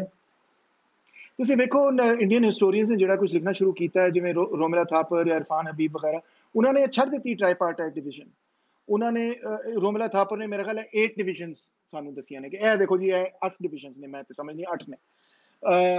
ਆਪਣਾ ਇਰਫਾਨ ਹਬੀਬ ਨੇ ਮੈਨੂੰ ਨਹੀਂ ਪਤਾ ਕਿੰਨੀਆਂ ਡਿਵੀਜ਼ਨਸ ਦਿੱਤੀਆਂ ਨੇ, ਮਗਰ ਉਹ ਵੀ ਕਹਿੰਦਾ ਹੈ ਕਿ ਜੀ ਉਹ ਜਿਹੜੀ ਯੂਰਪੀਅਨ ਸਕੀਮੈਟਿਕ ਹੈ ਉਹ ਦੁਰਸਤ ਨਹੀਂ। ਤੇ ਫਿਰ ਹਰਬੰਸ ਮੁਖੀਆ ਵਗੈਰਾ 1980s ਦੇ ਵਿੱਚ ਬਹੁਤ ਇਹਦੇ ਤੇ ਇੰਡੀਅਨ ਹਿਸਟੋਰੀਅਨਸ ਨੇ ਲਿਖਿਆ। ਪਾਕਿਸਤਾਨੀ ਹਿਸਟੋਰੀਅਨਸ ਨੇ ਬਹੁਤ ਘੱਟ ਲਿਖਿਆ, ਬਲਕਿ ਇੰਡੀਅਨ ਹਿਸਟੋਰੀਅਨਸ ਤੇ ਬੜਾ ਲਿਖਿਆ ਕਿ ਜੀ ਉਹ ਜਿਹੜੀ ਇੰਡੀਅਨ ਹਿਸਟੋਰੀਓਗ੍ਰਾਫੀ ਕੀ ਉਹ ਦੁਰਸਤ ਨਹੀਂ ਹੈਗੀ। ਈਵਨ ਜਿਹੜੀ ਪੋਸਟ ਕਲੋਨੀਅਲ ਹਿਸਟੋਰੀਅਨਸ ਨੇ ਉਹ ਵੀ ਇਸ ਚੀਜ਼ ਨੂੰ ਡੈਫੀਨੇਟਲੀ ਐਕਸੈਪਟ ਨਹੀਂ ਕਰਦੇ ਕਿ ਜਿਹੜੀ ਟ੍ਰਾਈਪਾਰਟਾਈਟ ਡਿਵੀਜ਼ਨ ਜਿਹੜੀ ਇੱਕ ਆਰਟੀਫੀਸ਼ੀਅਲੀ ਚੁੱਕ ਕੇ ਲਾ ਦਿੱਤੀ ਗਈ ਸਾਡੇ ਬਰੇ ਸਗੀਰ ਤੇ ਉਹ ਦੁਰਸਤ ਨਹੀਂ ਹੈਗੀ। ਫਿਰ ਦੇਖੋ ਨਾ ਇੱਕ ਹੋਰ ਗੱਲ ਹੈ ਵੀ ਵੇਖਣ ਵਾਲੀ ਹੈਗੀ ਕਿ ਡਿਫਰੈਂਟ ਜਿਹੜੇ ਰੀਜਨਸ ਨੇ ਸਾਊਥ ਏਸ਼ੀਆ ਦੇ ਜਾਂ ਬਰੇ ਸਗੀਰ ਦੇ, ਉਹਨਾਂ ਦੇ ਵਿੱਚ ਵੀ ਬੜੀ ਡਿਸਕ੍ਰੈਪੈਂਸੀ ਹੈ। ਕਿ ਜਿਵੇਂ ਤੁਸੀਂ ਹੁਣੇ ਡਿਸਕ੍ਰਾਈਬ ਕੀਤਾ ਹੈ ਕਿ ਪੰਜਾਬ ਦੀ ਹਿਸਟਰੀ ਅਗਰ ਅਸੀਂ ਲੈ ਲਈਏ ਤੇ ਅਸੀਂ 4 ਡਿਵੀਜ਼ਨਸ ਕਰ ਲਈਏ, ਅਸੀਂ ਕੋਈ ਹੋਰ ਨੰਬਰ ਦੇ ਦਈਏ ਡਿਪੈਂਡਿੰਗ ਔਨ ਆਰ ਕ੍ਰਾਈਟੀਰੀਆ। ਤੇ ਮੇਰਾ ਖਿਆਲ ਹੈ ਇਸ ਲਈ ਇਟਸ ਨਾਟ ਵੈਰੀ ਕਲੀਅਰ, ਇਹਦੇ ਤੇ ਕਾਫੀ ਕੰਮ ਕਰਨ ਦੀ ਲੋੜ ਹੈਗੀ ਹੈ। ਮੈਂ ਤੇ ਸਮਝਣਾ ਕਿ ਬਾਹਰ ਕਮ ਅਜ਼ ਕਮ ਜਿਹੜਾ ਇਕਨੋਮਿਕ ਸਿਸਟਮ ਸੀ ਉਹ ਕਾਫੀ ਹੱਦ ਤੱਕ ਇੱਕ ਕਾਇਮ ਰਿਹਾ, ਜਿਹੜਾ ਕਾਸਟ ਸਿਸਟਮ ਦੀ ਬੁਨਿਆਦ ਦੇ ਉੱਤੇ ਇਕਨੋਮਿਕ ਸਿਸਟਮ ਸੀ। मीना ढंडा ने एक सवाल बड़ा चंगा पूछा है कि which particular terminology of the European discourse on caste do you find unsuitable. मैं ते मीना जी ਜਿਹੜਾ ਲਫ਼ਜ਼ ਹੈਗਾ ਕਾਸਟ ਉਹਦੇ ਤੇ ਇਤਰਾਜ਼ ਕਰ ਰਿਹਾ ਸੀ ਕਿ ਤੁਸੀਂ ਤੇ ਹੋਰ ਗੱਲ ਅੱਗੇ ਕੀਤੀ, there are those who suggest falsely in my view that the caste system is a creation of the British. You're absolutely right, it is not a creation of the British, that's an absurd idea. But I think ਜਿਹੜੀ post colonial historian ਨੇ ਉਹ ਇਹ ਨਹੀਂ ਕਹਿੰਦੇ ਕਿ ਉਹਨਾਂ ਨੇ create ਕੀਤਾ, ਮਗਰ ਉਹ ਕਿਹਾ ਕਹਿੰਦੇ ਨੇ ਕਿ ਉਹਨਾਂ ਨੇ ਰੀਇਨਫੋਰਸ ਕੀਤਾ ਹੈ ਆਪਣੇ ਮਕਸਦ ਲਈ। They suggest the word caste should not be used. What is your view on this? ਉਹਨਾਂ ਦੀ ਮੰਤਕ ਹੋਰ ਹੈਗੀ ਹੈ ਕਿ ਉਹ ਕਿਉਂ ਕਹਿੰਦੇ ਨੇ ਕਿ ਕਾਸਟ ਦਾ ਲਫ਼ਜ਼ ਇਸਤੇਮਾਲ ਨਹੀਂ ਕਰਨਾ ਚਾਹੀਦਾ। ਮੇਰੀ ਮੰਤਕ ਹੋਰ ਸੀ। ਮੇਰੀ ਮੰਤਕ ਇਹ ਹੈਗੀ ਕਿ ਸਾਨੂੰ ਜਿਹੜਾ ਲਫ਼ਜ਼ ਇਸਤੇਮਾਲ ਕਰਨਾ ਚਾਹੀਦਾ ਹੈ ਉਹ ਹੈਗਾ ਜੋ ਸਾਡਾ ਆਪਣਾ ਲਫ਼ਜ਼ ਹੈਗਾ, ਜਿਹੜਾ ਐਕੂਰੇਟ ਹੈ। ਇੱਕ ਹੈਗਾ ਤੁਹਾਡਾ ਜ਼ਾਤ ਦਾ ਨਿਜ਼ਾਮ, ਯਾਨੀ ਜਿਹਨੂੰ ਜਾਤੀ ਜਾਂ ਜਾਤ ਕਿਹਾ ਜਾਂਦਾ ਹੈ, ਜਾਂ ਇੰਡੀਆ ਦੇ ਵਿੱਚ ਅਸੀਂ ਜ਼ਾਤ ਕਹਿੰਦੇ ਹਾਂ, ਉਹ ਜਾਤ ਕਹਿੰਦੇ ਨੇ, ਰਾਈਟ। ਔਰ ਇੱਕ ਹੈਗਾ ਤੁਹਾਡੀ ਵਰਨਾ ਸਕੀਮ, ਵਰਨਾ ਕਿ ਬ੍ਰਾਹਮਣ ਕਸ਼ਾਤਰੀਆ ਵਗੈਰਾ ਜਿਹੜੀ ਵੇਦਾ ਸਾਰੇ ਵੇਸ਼ਾ ਵਗੈਰਾ ਜਿਹੜੀ ਸਕੀਮ ਹੈਗੀ। ਅੱਛਾ, ਜਿਹੜੀ ਵਰਨਾ ਸਕੀਮ ਹੈਗੀ ਉਹ ਇੱਕ ਕਿਸਮ ਦੀ ਕਲਾਸ ਸਕੀਮ ਹੈਗੀ ਹੈ ਨਾ, ਕਿ ਬਈ ਇੱਕ ਤਰ੍ਹਾਂ ਬ੍ਰਾਹਮਣ ਜਿਹੜਾ ਉਹ ਇੱਕ ਕਲਾਸ ਹੈਗੀ ਹੈ ਕਿ ਉਹਨਾਂ ਦਾ ਇਹ ਕੰਮ ਹੈਗਾ, ਫਲਾਣੇ ਦਾ ਉਹ ਕੰਮ ਹੈਗਾ। मगर ਜਿਹੜੇ जाति बहुत कॉम्प्लेक्स है, मतलब हजारों की तादाद में वो बिट्सन के जो ਅਸੀਂ ਖੋਲ ਕੇ ਉਹਨੂੰ ਪੜ੍ਹਨੇ ਆ ਕਿ ਵੀ ਕਿੰਨੀ ਕਾਸਟ ਸਨ ਪੰਜਾਬ ਦੇ ਵਿੱਚ ਹੀ, ਤੇ ਉਹ ਮਤਲਬ ਹਜ਼ਾਰਾਂ ਦੀ ਤਾਦਾਦ ਚਲੀ ਜਾਂਦੀਆਂ ਨੇ। ਪੂਰੇ ਇੰਡੀਆ ਦੇ ਵਿੱਚ ਤੁਸੀਂ ਅੰਦਾਜ਼ਾ ਕਰ ਸਕਦੇ ਹੋ ਕਿੰਨੀਆਂ ਹੋਣਗੀਆਂ। ਤੇ ਉਹ ਜ਼ਾਤ ਨੂੰ ਗਿਣ ਰਿਹਾ ਨਾ, ਤੇ ਜ਼ਾਤ ਤੇ ਇੱਕ ਕਿਨਸ਼ਿਪ ਗਰੁੱਪ ਸੀ, ਔਰ ਹਰ ਕਿਨਸ਼ਿਪ ਗਰੁੱਪ ਨੂੰ ਇੱਕ ਵਰਨਾ ਸਟੇਟਸ ਦਿੱਤਾ ਗਿਆ ਸੀ। ਤੇ ਇਹ ਜਿਹੜਾ ਸਿਸਟਮ ਮੈਂ ਹੁਣ ਡਿਸਕ੍ਰਾਈਬ ਕੀਤਾ ਹੈ, ਵਰਨਾ ਦਾ ਲਫ਼ਜ਼, ਜਾਤ ਦਾ ਲਫ਼ਜ਼, ਇਹ ਲਫ਼ਜ਼ ਕਿਉਂ ਨਹੀਂ ਅਸੀਂ ਇਸਤੇਮਾਲ ਕਰ ਸਕਦੇ? ਕਿਉਂਕਿ caste does not capture the distinction between ਜਾਤ and varna. Caste means both. Caste system ਜਦੋਂ ਚਲੋ ਕਹਿ ਲਓ ਤਾਂ ਠੀਕ ਹੈ, ਮਗਰ ਜਦੋਂ ਤੁਸੀਂ ਕਹਿੰਦੇ ਤੁਹਾਡੀ ਕਿਹੜੀ ਕਾਸਟ ਹੈ, ਤੇ ਤੁਸੀਂ ਇੱਕ ਕਲੀਅਰ ਨਹੀਂ ਗੱਲ ਕਿ ਤੁਸੀਂ ਕੀ ਪੁੱਛ ਰਹੇ ਹੋ। ਤੁਸੀਂ ਪੁੱਛ ਰਹੇ ਹੋ ਮੇਰਾ ਵਰਨਾ ਕੀ ਹੈ ਜਾਂ ਤੁਸੀਂ ਪੁੱਛ ਰਹੇ ਹੋ ਮੇਰੀ ਜ਼ਾਤ ਕੀ ਹੈ? Not clear. ਇਸ ਲਈ ਮੈਂ ਸਮਝਣਾ ਕਿ caste is approximate term, it's not a strong term. ਬਿਲਕੁਲ ਇਸੇ ਤਰ੍ਹਾਂ ਜਿਸ ਤਰ੍ਹਾਂ ਇਹ ਬਿਲਕੁਲ ਇਸੇ ਤਰ੍ਹਾਂ ਹੀ ਹੈ ਜਿਸ ਤਰ੍ਹਾਂ ਕਿ ਜਦੋਂ ਅਸੀਂ ਜਾਗੀਰਦਾਰੀ ਲਫ਼ਜ਼ ਫਿਊਡਲਿਜ਼ਮ ਬਣਾ ਦਿੰਦੇ ਹਾਂ ਤੇ ਉਹਦੀ ਐਕੂਰੇਸੀ ਬਿਲਕੁਲ ਖੋ ਜਾਂਦੀ ਹੈ। ਫਿਊਡਲਿਜ਼ਮ ਦੀ ਆਪਣੀ ਐਕਸਪਲੈਨੇਟਰੀ ਪਾਵਰ ਤਬਾਹ ਹੋ ਜਾਂਦੀ ਹੈ। अच्छा जी, पूनम अयूब कह रहे हैं defensive is not the best description, but yes, we need to be clear about the periscope being employed to study our history. So we first need to define the term history in terms of parameters and of course evolution of our society. Sahi hai. Periodization is a helping tool, not Precrustian bed. Even in Europe it is shifting. That is also true, very very true. But ਅਸੀਂ ਤੇ ਜਿਹੜਾ helping tool create ਕੀਤਾ ਹੈ ਉਹ ਸਾਨੂੰ ਉਹਨੇ help ਨਹੀਂ ਨਾ ਕੀਤਾ, ਉਹਨੇ ਉਲਟ ਸਾਡੇ ਜ਼ਹਿਨ ਵਿੱਚ ਮੈਂ ਸਮਝਣਾ ਮਜ਼ੀਦ ਕਨਫਿਊਜ਼ਨ ਪੈਦਾ ਕਰ ਦਿੱਤੀ। Do you think is there anything to celebrate the production relations based on caste in the pre-colonial period, as even Marx and Engels took notice of it? Do you think there is anything to celebrate the production relations based on caste? देखो जी, ਦੇਖੋ ਜੀ, caste system ਨੂੰ ਅੱਜ celebrate ਕਰਨਾ ਤੇ ਬਿਲਕੁਲ ਐਨੈਕਰੋਨਿਜ਼ਮ ਦੀ ਗੱਲ ਹੋਏਗੀ, ਕਿਉਂਕਿ ਕਾਸਟ ਸਿਸਟਮ ਨੂੰ ਕਿਸੇ ਇਤਬਾਰ ਨਾਲ ਅੱਜ ਦੇ ਪੀਰੀਅਡ ਵਿੱਚ ਅਪਰੀਸ਼ੀਏਟ ਨਹੀਂ ਕੀਤਾ ਜਾ ਸਕਦਾ। ਕਰੈਕਟ किया है इन्होंने, महाजन ने, वरना इज एन एब्स्ट्रैक्ट आइडिया, जाति is a lived reality. That is absolutely correct. But ਤੁਸੀਂ ਵੇਖੋ ਕਿ ਦੀ ਐਬਸਟਰੈਕਟ ਆਈਡੀਆ ਆਫ ਵਰਨਾ, ਇਹ ਗੱਲ ਤੁਹਾਡੀ ਦੁਰਸਤ ਹੈ ਕਿ ਵਰਨਾ ਇੱਕ ਐਬਸਟਰੈਕਟ ਆਈਡੀਆ ਹੈ, ਮਗਰ ਉਸ ਐਬਸਟਰੈਕਟ ਆਈਡੀਆ ਦਾ ਪੋਲਿਟਿਕਸ ਦੇ ਉੱਤੇ, ਲੋਕਾਂ ਦੀ ਜ਼ਿੰਦਗੀ ਦੇ ਉੱਤੇ ਬਹੁਤ ਵੱਡਾ ਅਸਰ ਹੈ। ਇਹਨੂੰ ਸਿਰਫ ਇਹ ਕਹਿ ਦੇਣਾ ਕਿ ਅਗਰ ਉਹ ਐਬਸਟਰੈਕਟ ਹੈਗਾ, ਉਹ ਗੈਰ ਅਹਿਮ ਨਹੀਂ ਹੈਗਾ, ਐਬਸਟਰੈਕਟ ਜ਼ਰੂਰ ਹੈ ਮਗਰ ਗੈਰ ਅਹਿਮ ਨਹੀਂ ਹੈਗਾ। ਔਰ ਵਰਨਾ ਦਾ ਬਹੁਤ ਵੱਡਾ ਅਸਰ ਹੁੰਦਾ ਹੈ ਕਿ ਜਦੋਂ ਤੁਸੀਂ ਕਹਿੰਦੇ ਹੋ ਕਿ ਫਲਾਂ ਜ਼ਾਤ ਦੇ ਬੰਦੇ ਜਿਹੜੇ ਨੇ ਉਹ ਇਹ ਨੇ, ਤੇ ਉਹਨਾਂ ਦੀ ਜ਼ਿੰਦਗੀ ਬਿਲਕੁਲ ਤਬਦੀਲ ਹੋ ਜਾਂਦੀ ਹੈ। ਤੁਹਾਨੂੰ ਚੰਗੀ ਤਰ੍ਹਾਂ ਪਤਾ ਹੀ ਹੋਏਗਾ ਇਸ ਗੱਲ ਦਾ। There are more than 3,000 castes in India. Correct? जी, बिल्कुल तुसी ठीक किया watching. Caste is not an exact term. Taimur is correct. When we talk about caste, we refer to the Varna system, which places even tribes in the hierarchy. That's exactly what I'm saying. जी, बिल्कुल मैं भी यही बात की थी. A beautiful lecture, fluent and flowing with solid content from which we can all learn. Thanks for organizing, जनाब. बहुत शुक्रिया. How cute both of them. ਮੇਰੇ ਖਿਆਲ ਤੁਸੀਂ ਮੇਰੀ ਬੇਟੀਆਂ ਦੀ ਗੱਲ ਕਰ ਰਹੇ ਹੋ ਜੀ। ਉਹ ਤੇ ਦੇ ਆਰ ਸ਼ੋ ਸਟਾਪਰਸ ਨਾ ਜੀ, ਦੇ ਸਟੀਲ ਦ ਸ਼ੋ। ਜਦੋਂ ਕੈਮਰੇ ਦੀ ਲੈਂਸ 'ਚ ਆ ਜਾਣ ਜਾਂ ਸਟੇਜ ਦੇ ਉੱਤੇ ਆ ਜਾਣ ਤੇ ਲਾਲ ਬੈਂਡ ਸਾਰਿਆਂ ਨੂੰ ਭੁੱਲ ਜਾਂਦਾ ਹੈ, ਲੈਕਚਰ ਸਾਰਿਆਂ ਨੂੰ ਭੁੱਲ ਜਾਂਦਾ ਹੈ, ਕਾਸਟ ਸਿਸਟਮ ਕੀ ਸੀ ਤੇ ਕੀ ਨਹੀਂ ਸੀ, ਕਿਸੇ ਨੂੰ ਕੋਈ ਪਰਵਾਹ ਨਹੀਂ। ਦੇ really steel the show. Is it necessary to divide historical period for study structure? ਉਹਦਾ ਮਕਸਦ ਇਹੀ ਹੈਗਾ ਜਸਪ੍ਰੀਤ ਕੌਰ ਜੀ ਕਿ ਸਟੱਡੀ ਕਰਨ ਵਾਸਤੇ ਹੀ ਤੇ ਅਸੀਂ ਡਿਵਾਈਡ ਕਰਨੇ ਆ ਨਾ। ਪੀਰੀਅਡਾਈਜੇਸ਼ਨ ਦਾ ਹੀ ਮਕਸਦ ਹੈਗਾ, ਹੋਰ ਉਹਦਾ ਕੀ ਮਕਸਦ ਹੋ ਸਕਦਾ। ਮਗਰ ਸਟੱਡੀ ਸਾਡੀ ਦਰੁਸਤ ਹੋਣੀ ਚਾਹੀਦੀ ਨਾ। ਸਾਡੀ ਸਟੱਡੀ ਨਹੀਂ ਦਰੁਸਤ ਹੈਗੀ ਕਿਉਂਕਿ ਅਸੀਂ ਗਲਤ ਪੀਰੀਅਡਾਈਜੇਸ਼ਨ ਕੀਤੀ ਹੈ, ਔਰ ਉਹਦੇ ਨਤੀਜੇ ਦੇ ਵਿੱਚ ਸਾਡੀ ਕਾਫੀ, ਮੈਂ ਸਮਝਦਾ, ਜਿਹੜੀਆਂ ਮਿਸਟੇਕਸ ਮੈਂ ਦੱਸੀਆਂ ਨੇ ਉਹ ਹੋ ਰਹੀਆਂ ਨੇ। ਔਰ ਤੁਹਾਨੂੰ ਇੱਕ ਹੋਰ ਗੱਲ ਦੱਸਾਂ ਕਿ ਇੰਡੀਅਨ ਹਿਸਟੋਰੀਅਨਸ ਦੇ ਵਿੱਚ ਕੋਈ ਅਗਰੀਮੈਂਟ ਨਹੀਂ ਹੈਗਾ ਅੱਜ ਪੀਰੀਅਡਾਈਜੇਸ਼ਨ ਦੇ ਉੱਤੇ। ਜ਼ੀਰੋ ਅਗਰੀਮੈਂਟ ਹੈਗਾ ਪੀਰੀਅਡਾਈਜੇਸ਼ਨ ਦੇ ਉੱਤੇ। ਈਵਨ 50s ਦੇ ਤੁਸੀਂ ਹਿਸਟੋਰੀਅਨਸ ਨੂੰ ਚੁੱਕ ਕੇ ਵੇਖ ਲਓ, ਡੀਡੀ ਕੋਸਾਂਬੀ ਨੂੰ ਚੁੱਕ ਕੇ ਵੇਖ ਲਓ ਵਗੈਰਾ, ਨੋ ਅਗਰੀਮੈਂਟ ਕਿ ਕਦੋਂ ਜੀ ਫਿਊਡਲ ਪੀਰੀਅਡ ਮੁੱਕਿਆ ਸੀ ਤੇ ਕਦੋਂ ਸਲੇਵ ਸੁਸਾਇਟੀ ਸੀ। ਉਹ ਕੋਈ ਕਲੈਰਿਟੀ ਨਹੀਂ ਗੀ। ਕਦੋਂ ਸਲੇਵ ਸੁਸਾਇਟੀ ਕਾਇਮ ਹੋਈ, nothing. Because actually we are trying to fit our history into a schema that doesn't belong in South Asia. Difference between caste system now and pre-colonial era. फर्क ਇਹ ਹੈਗਾ ਜਨਾਬ कि अख्तर साहब के क्योंकि ਹੁਣ ਅਸੀਂ ਨਿੱਜੀ ਮਲਕੀਅਤ ਇੰਟਰੋਡਿਊਸ ਕਰਾ ਦਿੱਤੀ ਤੇ ਕਾਸਟ ਔਰ ਜਿਹੜਾ ਕੈਪੀਟਲਿਸਟ ਕਲਾਸ ਸਿਸਟਮ ਹੈ ਉਹ ਆਪਸ ਵਿੱਚ ਮੱਥੀ ਹੋ ਗਏ ਨੇ, ਜੁੜ ਗਏ ਨੇ ਇੱਕ ਦੂਜੇ ਨਾਲ, ਕੰਬਾਈਨ ਹੋ ਗਏ ਨੇ ਇੱਕ ਦੂਜੇ ਨਾਲ। ਔਰ ਇਸੇ ਚੀਜ਼ ਨੂੰ ਸਟੱਡੀ ਕਰਕੇ ਅਸੀਂ, ਮੈਂ ਸਮਝਦਾ ਜਿਹੜੀ ਇੰਡੀਆ 'ਚ ਦਲਿਤ ਪੋਲਿਟਿਕਸ ਨੂੰ ਬਿਹਤਰ ਸਮਝ ਸਕਾਂਗੇ। ਇਹ ਮੇਨ ਡਿਫਰੈਂਸ ਹੈਗਾ, ਮਗਰ ਇਹਦੇ ਤੇ ਪੂਰਾ ਲੈਕਚਰ ਕਰਨਾ ਪਏਗਾ। Yes, there is also Gotra, exactly, but one can explain the formation and the mutual when we engage in international dialogue. Exactly. तो मेरा यही पॉइंट सी मीना जी कि सानू की लोड़ हैगी कि असी अपनी ਜਿਹੜੀ ਟਰਮੀਨੋਲੋਜੀ ਹੈਗੀ ਹੈ, ਗੋਟਰਾ ਹੋਵੇ ਜਾਂ ਜਾਤੀ ਹੋਵੇ ਜਾਂ ਵਰਨਾ ਹੋਵੇ, ਅਸੀਂ ਯੂਰਪੀਅਨ ਟਰਮਸ ਨਹੀਂ ਸਿੱਖੀਆਂ, ਉਹ ਵੀ 4 ਇੰਡੀਅਨ ਟਰਮ ਸਿੱਖ ਸਕਦੇ ਨੇ, ਕੋਈ ਮਸਲਾ ਨਹੀਂ ਹੈਗਾ। ਸਾਨੂੰ ਇਹੀ ਟਰਮਸ ਇਸਤੇਮਾਲ ਕਰਨੀਆਂ ਚਾਹੀਦੀਆਂ ਨੇ ਕਿਉਂਕਿ these terms accurately describe की गल की हो रही है। मैं क्यों लिखा, मिसाल तौर पर अंग्रेजी की किताब भी अगर लिखा तो मैनू की लोड़ पई कि मैं कहां कि in the feudal period of Indian history, मैं क्यों ना कहां in the jagirdari period of Indian history. मैं यही लिखांगा क्योंकि यही उदी दुरुस्त टर्म हैगी है, और मैनू लोड़ नहीं हैगी कि मैं एक साइंटिफिकली करैक्ट टर्म नू, हिस्टोरिकली करैक्ट टर्म नू गोरियां नू खुश करने वास्ते उन्हां दी कोई टर्म फड़ के उहदे नाल नफी कर दें जिहड़ी कि सेंस ही नहीं कोई उहदा बनदा। Manusmriti, which is too yes, it is very disgusting. How can we accept Varna or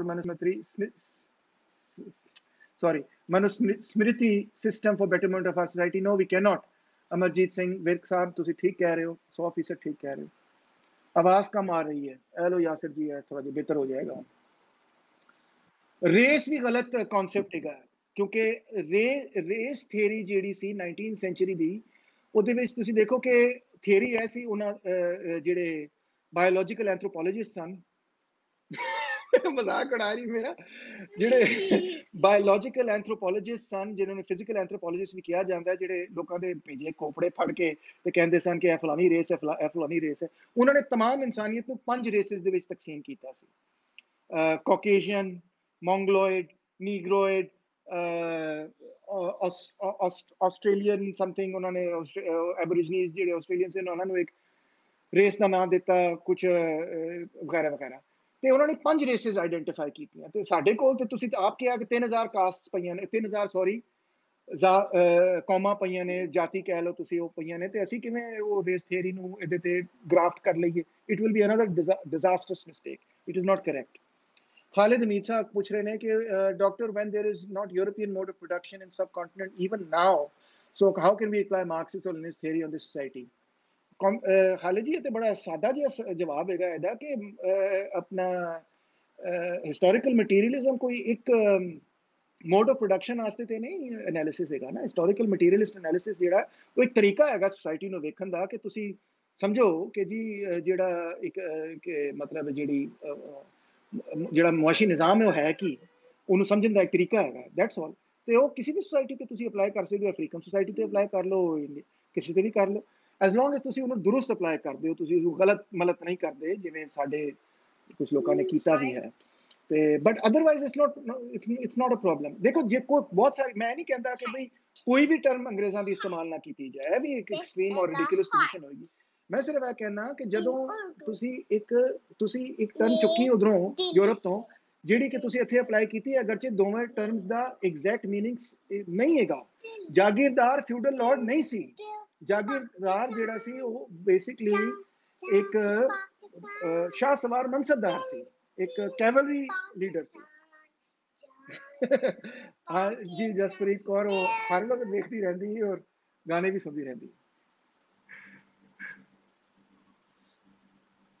हाँ, Ambedkar also rejected the equation. ठीक है, तुसी अगर उत्ते कोई अहम सवाल है तौहीद जी, तो तुसी मैनू दस दियो ताकि मैं ओदा जवाब दे दियां। कोई मैं मिस कीता है क्वेश्चन ते दस दियो।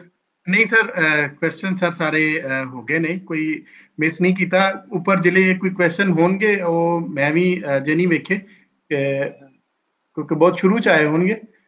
आई थिंक सो कि वो हो गए ने। दो सवाल है अच्छे आए ने।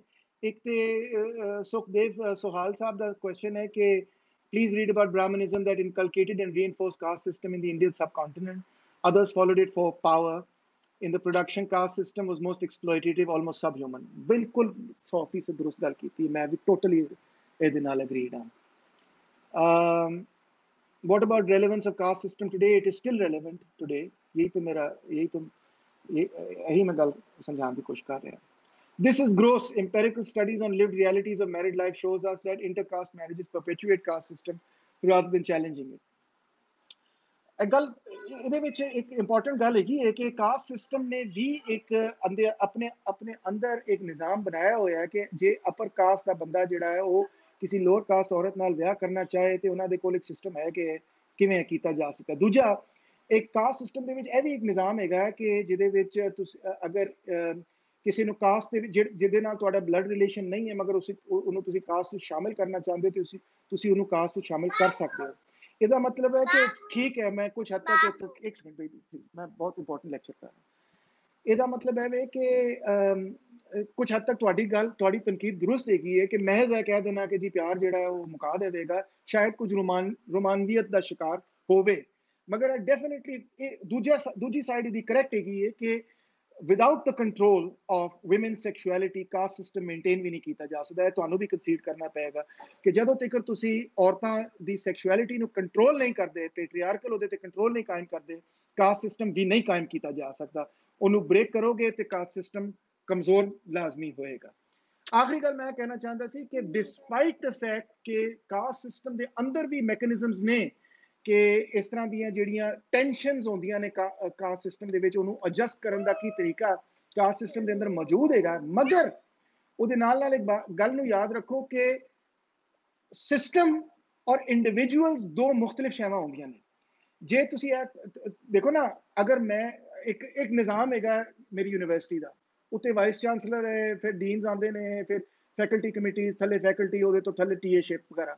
ਜੇ ਮੈਂ ਵੀਸੀ ਬਣ ਜਾਵਾਂ ਜਾਂ ਵੀਸੀ ਕੋਈ ਹੋਰ ਬਣ ਜਾਵੇ ਜਾਂ ਪ੍ਰੋਫੈਸਰ ਕੋਈ ਹੋਰ ਬਣ ਜਾਏ ਤੇ ਜਿਹੜਾ ਸਟਰਕਚਰ ਹੈਗਾ, ਨਿਜ਼ਾਮ ਹੈਗਾ, ਉਹ ਨਹੀਂ ਤਬਦੀਲ ਹੋਇਆ, ਸਿਰਫ ਜਿਹੜੇ ਅਫਰਾਦ ਨੇ ਉਹ ਤਬਦੀਲ ਹੋਏ ਨੇ। ਕਾਸਟ ਸਿਸਟਮ ਦੇ ਕੋਲ ਇੱਕ ਕੈਪੈਸਿਟੀ ਸੀ ਕਿ ਉਹ ਅਫਰਾਦ ਦੀ ਤਬਦੀਲੀ ਕਰਦੇ ਹੋਇਆ ਵੀ ਆਪਣੇ ਨਿਜ਼ਾਮ ਨੂੰ ਕਾਇਮ ਰੱਖ ਸਕਦਾ ਸੀ। ਹਰ ਨਿਜ਼ਾਮ ਵਿੱਚ ਕੈਪੈਸਿਟੀ ਹੁੰਦੀ ਹੈ, ਸਰਮਾਇਆਦਾਰੀ ਨਿਜ਼ਾਮ ਵਿੱਚ ਵੀ ਹੁੰਦੀ ਹੈ, ਕਾਸਟ ਸਿਸਟਮ ਵਿੱਚ ਵੀ ਸੀ। ਤੇ ਮੈਂ ਇਹੀ ਕਹਾਂਗਾ ਕਿ despite the great rebellions against the caste system ਉਹ ਨਹੀਂ ਟੁੱਟ ਸਕਿਆ। ਉਹ ਆਪਣੀ ਜਗ੍ਹਾ ਬ੍ਰਾਹਮਣਿਜ਼ਮ ਦੀ ਜਿਹੜੀ ਇੱਕ ਹੁਕਮਰਾਨੀ ਸੀ ਉਹ ਕਾਇਮ ਰਹੀ ਹੈ। ਸਰ ਪ੍ਰੋਫੈਸਰ ਸਤਵਿੰਦਰ ਜਸ ਹੋਰਾਂ ਦਾ ਇੱਕ ਕੁਐਸਚਨ ਹੈ, ਮੇਰਾ ਖਿਆਲ ਉਹ ਤੁਸੀਂ ਅਗਰ ਵੇਖ ਲਓ, ਮੈਂ ਸਕਰੀਨ ਤੇ ਸ਼ੋ ਕਰ ਦਿੰਦਾ। ਹਾਂ ਪਲੀਜ਼ ਕਰ ਦਿਓ, ਮੈਨੂੰ ਨਜ਼ਰ ਨਹੀਂ ਆ ਰਿਹਾ।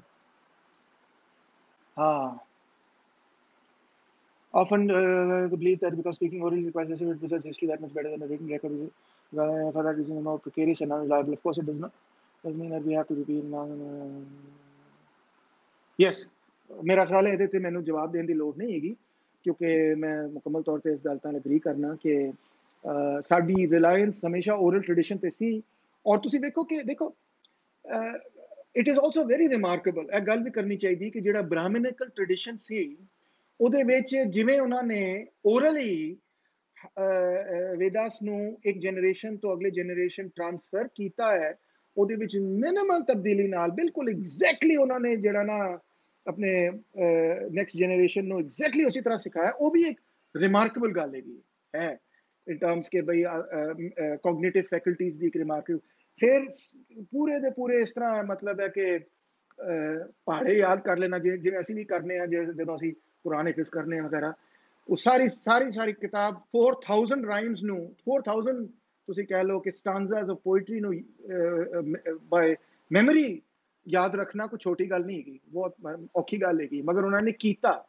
ਇਹ ਡੈਫੀਨੇਟਲੀ ਇੱਕ ਗੱਲ ਹੈਗੀ, ਬਹੁਤ ਵੱਡੀ ਗੱਲ ਹੈ ਮਗਰ ਕੋਗਨੀਟਿਵਲੀ ਸਪੀਕਿੰਗ। ਮਗਰ ਤੁਸੀਂ ਇਹਦੇ ਨਾਲ ਇਹ ਵੀ ਵੇਖੋ ਕਿ ਜਿੰਨਾ ਐਫਰਟ ਇੰਟੈਲੈਕਚੁਅਲ ਲੇਬਰ ਇਸ ਚੀਜ਼ ਤੇ ਲੱਗਦਾ ਹੈ ਕਿ ਤੁਸੀਂ ਜਨਰੇਸ਼ਨ ਟੂ ਜਨਰੇਸ਼ਨ ਇੱਕ ਗੱਲ ਜਿਹੜੀ ਐਗਜ਼ੈਕਟਲੀ ਉਸੇ ਤਰ੍ਹਾਂ ਟ੍ਰਾਂਸਫਰ ਕਰਨੀ, ਕਿਉਂਕਿ ਤੁਸੀਂ ਉਹਨੂੰ ਰਾਈਟਿੰਗ ਵਿੱਚ ਨਹੀਂ ਲੈ ਕੇ ਆ ਰਹੇ ਔਰ ਤੁਸੀਂ ਰਿਟਨ ਰਿਕਾਰਡ ਨਹੀਂ।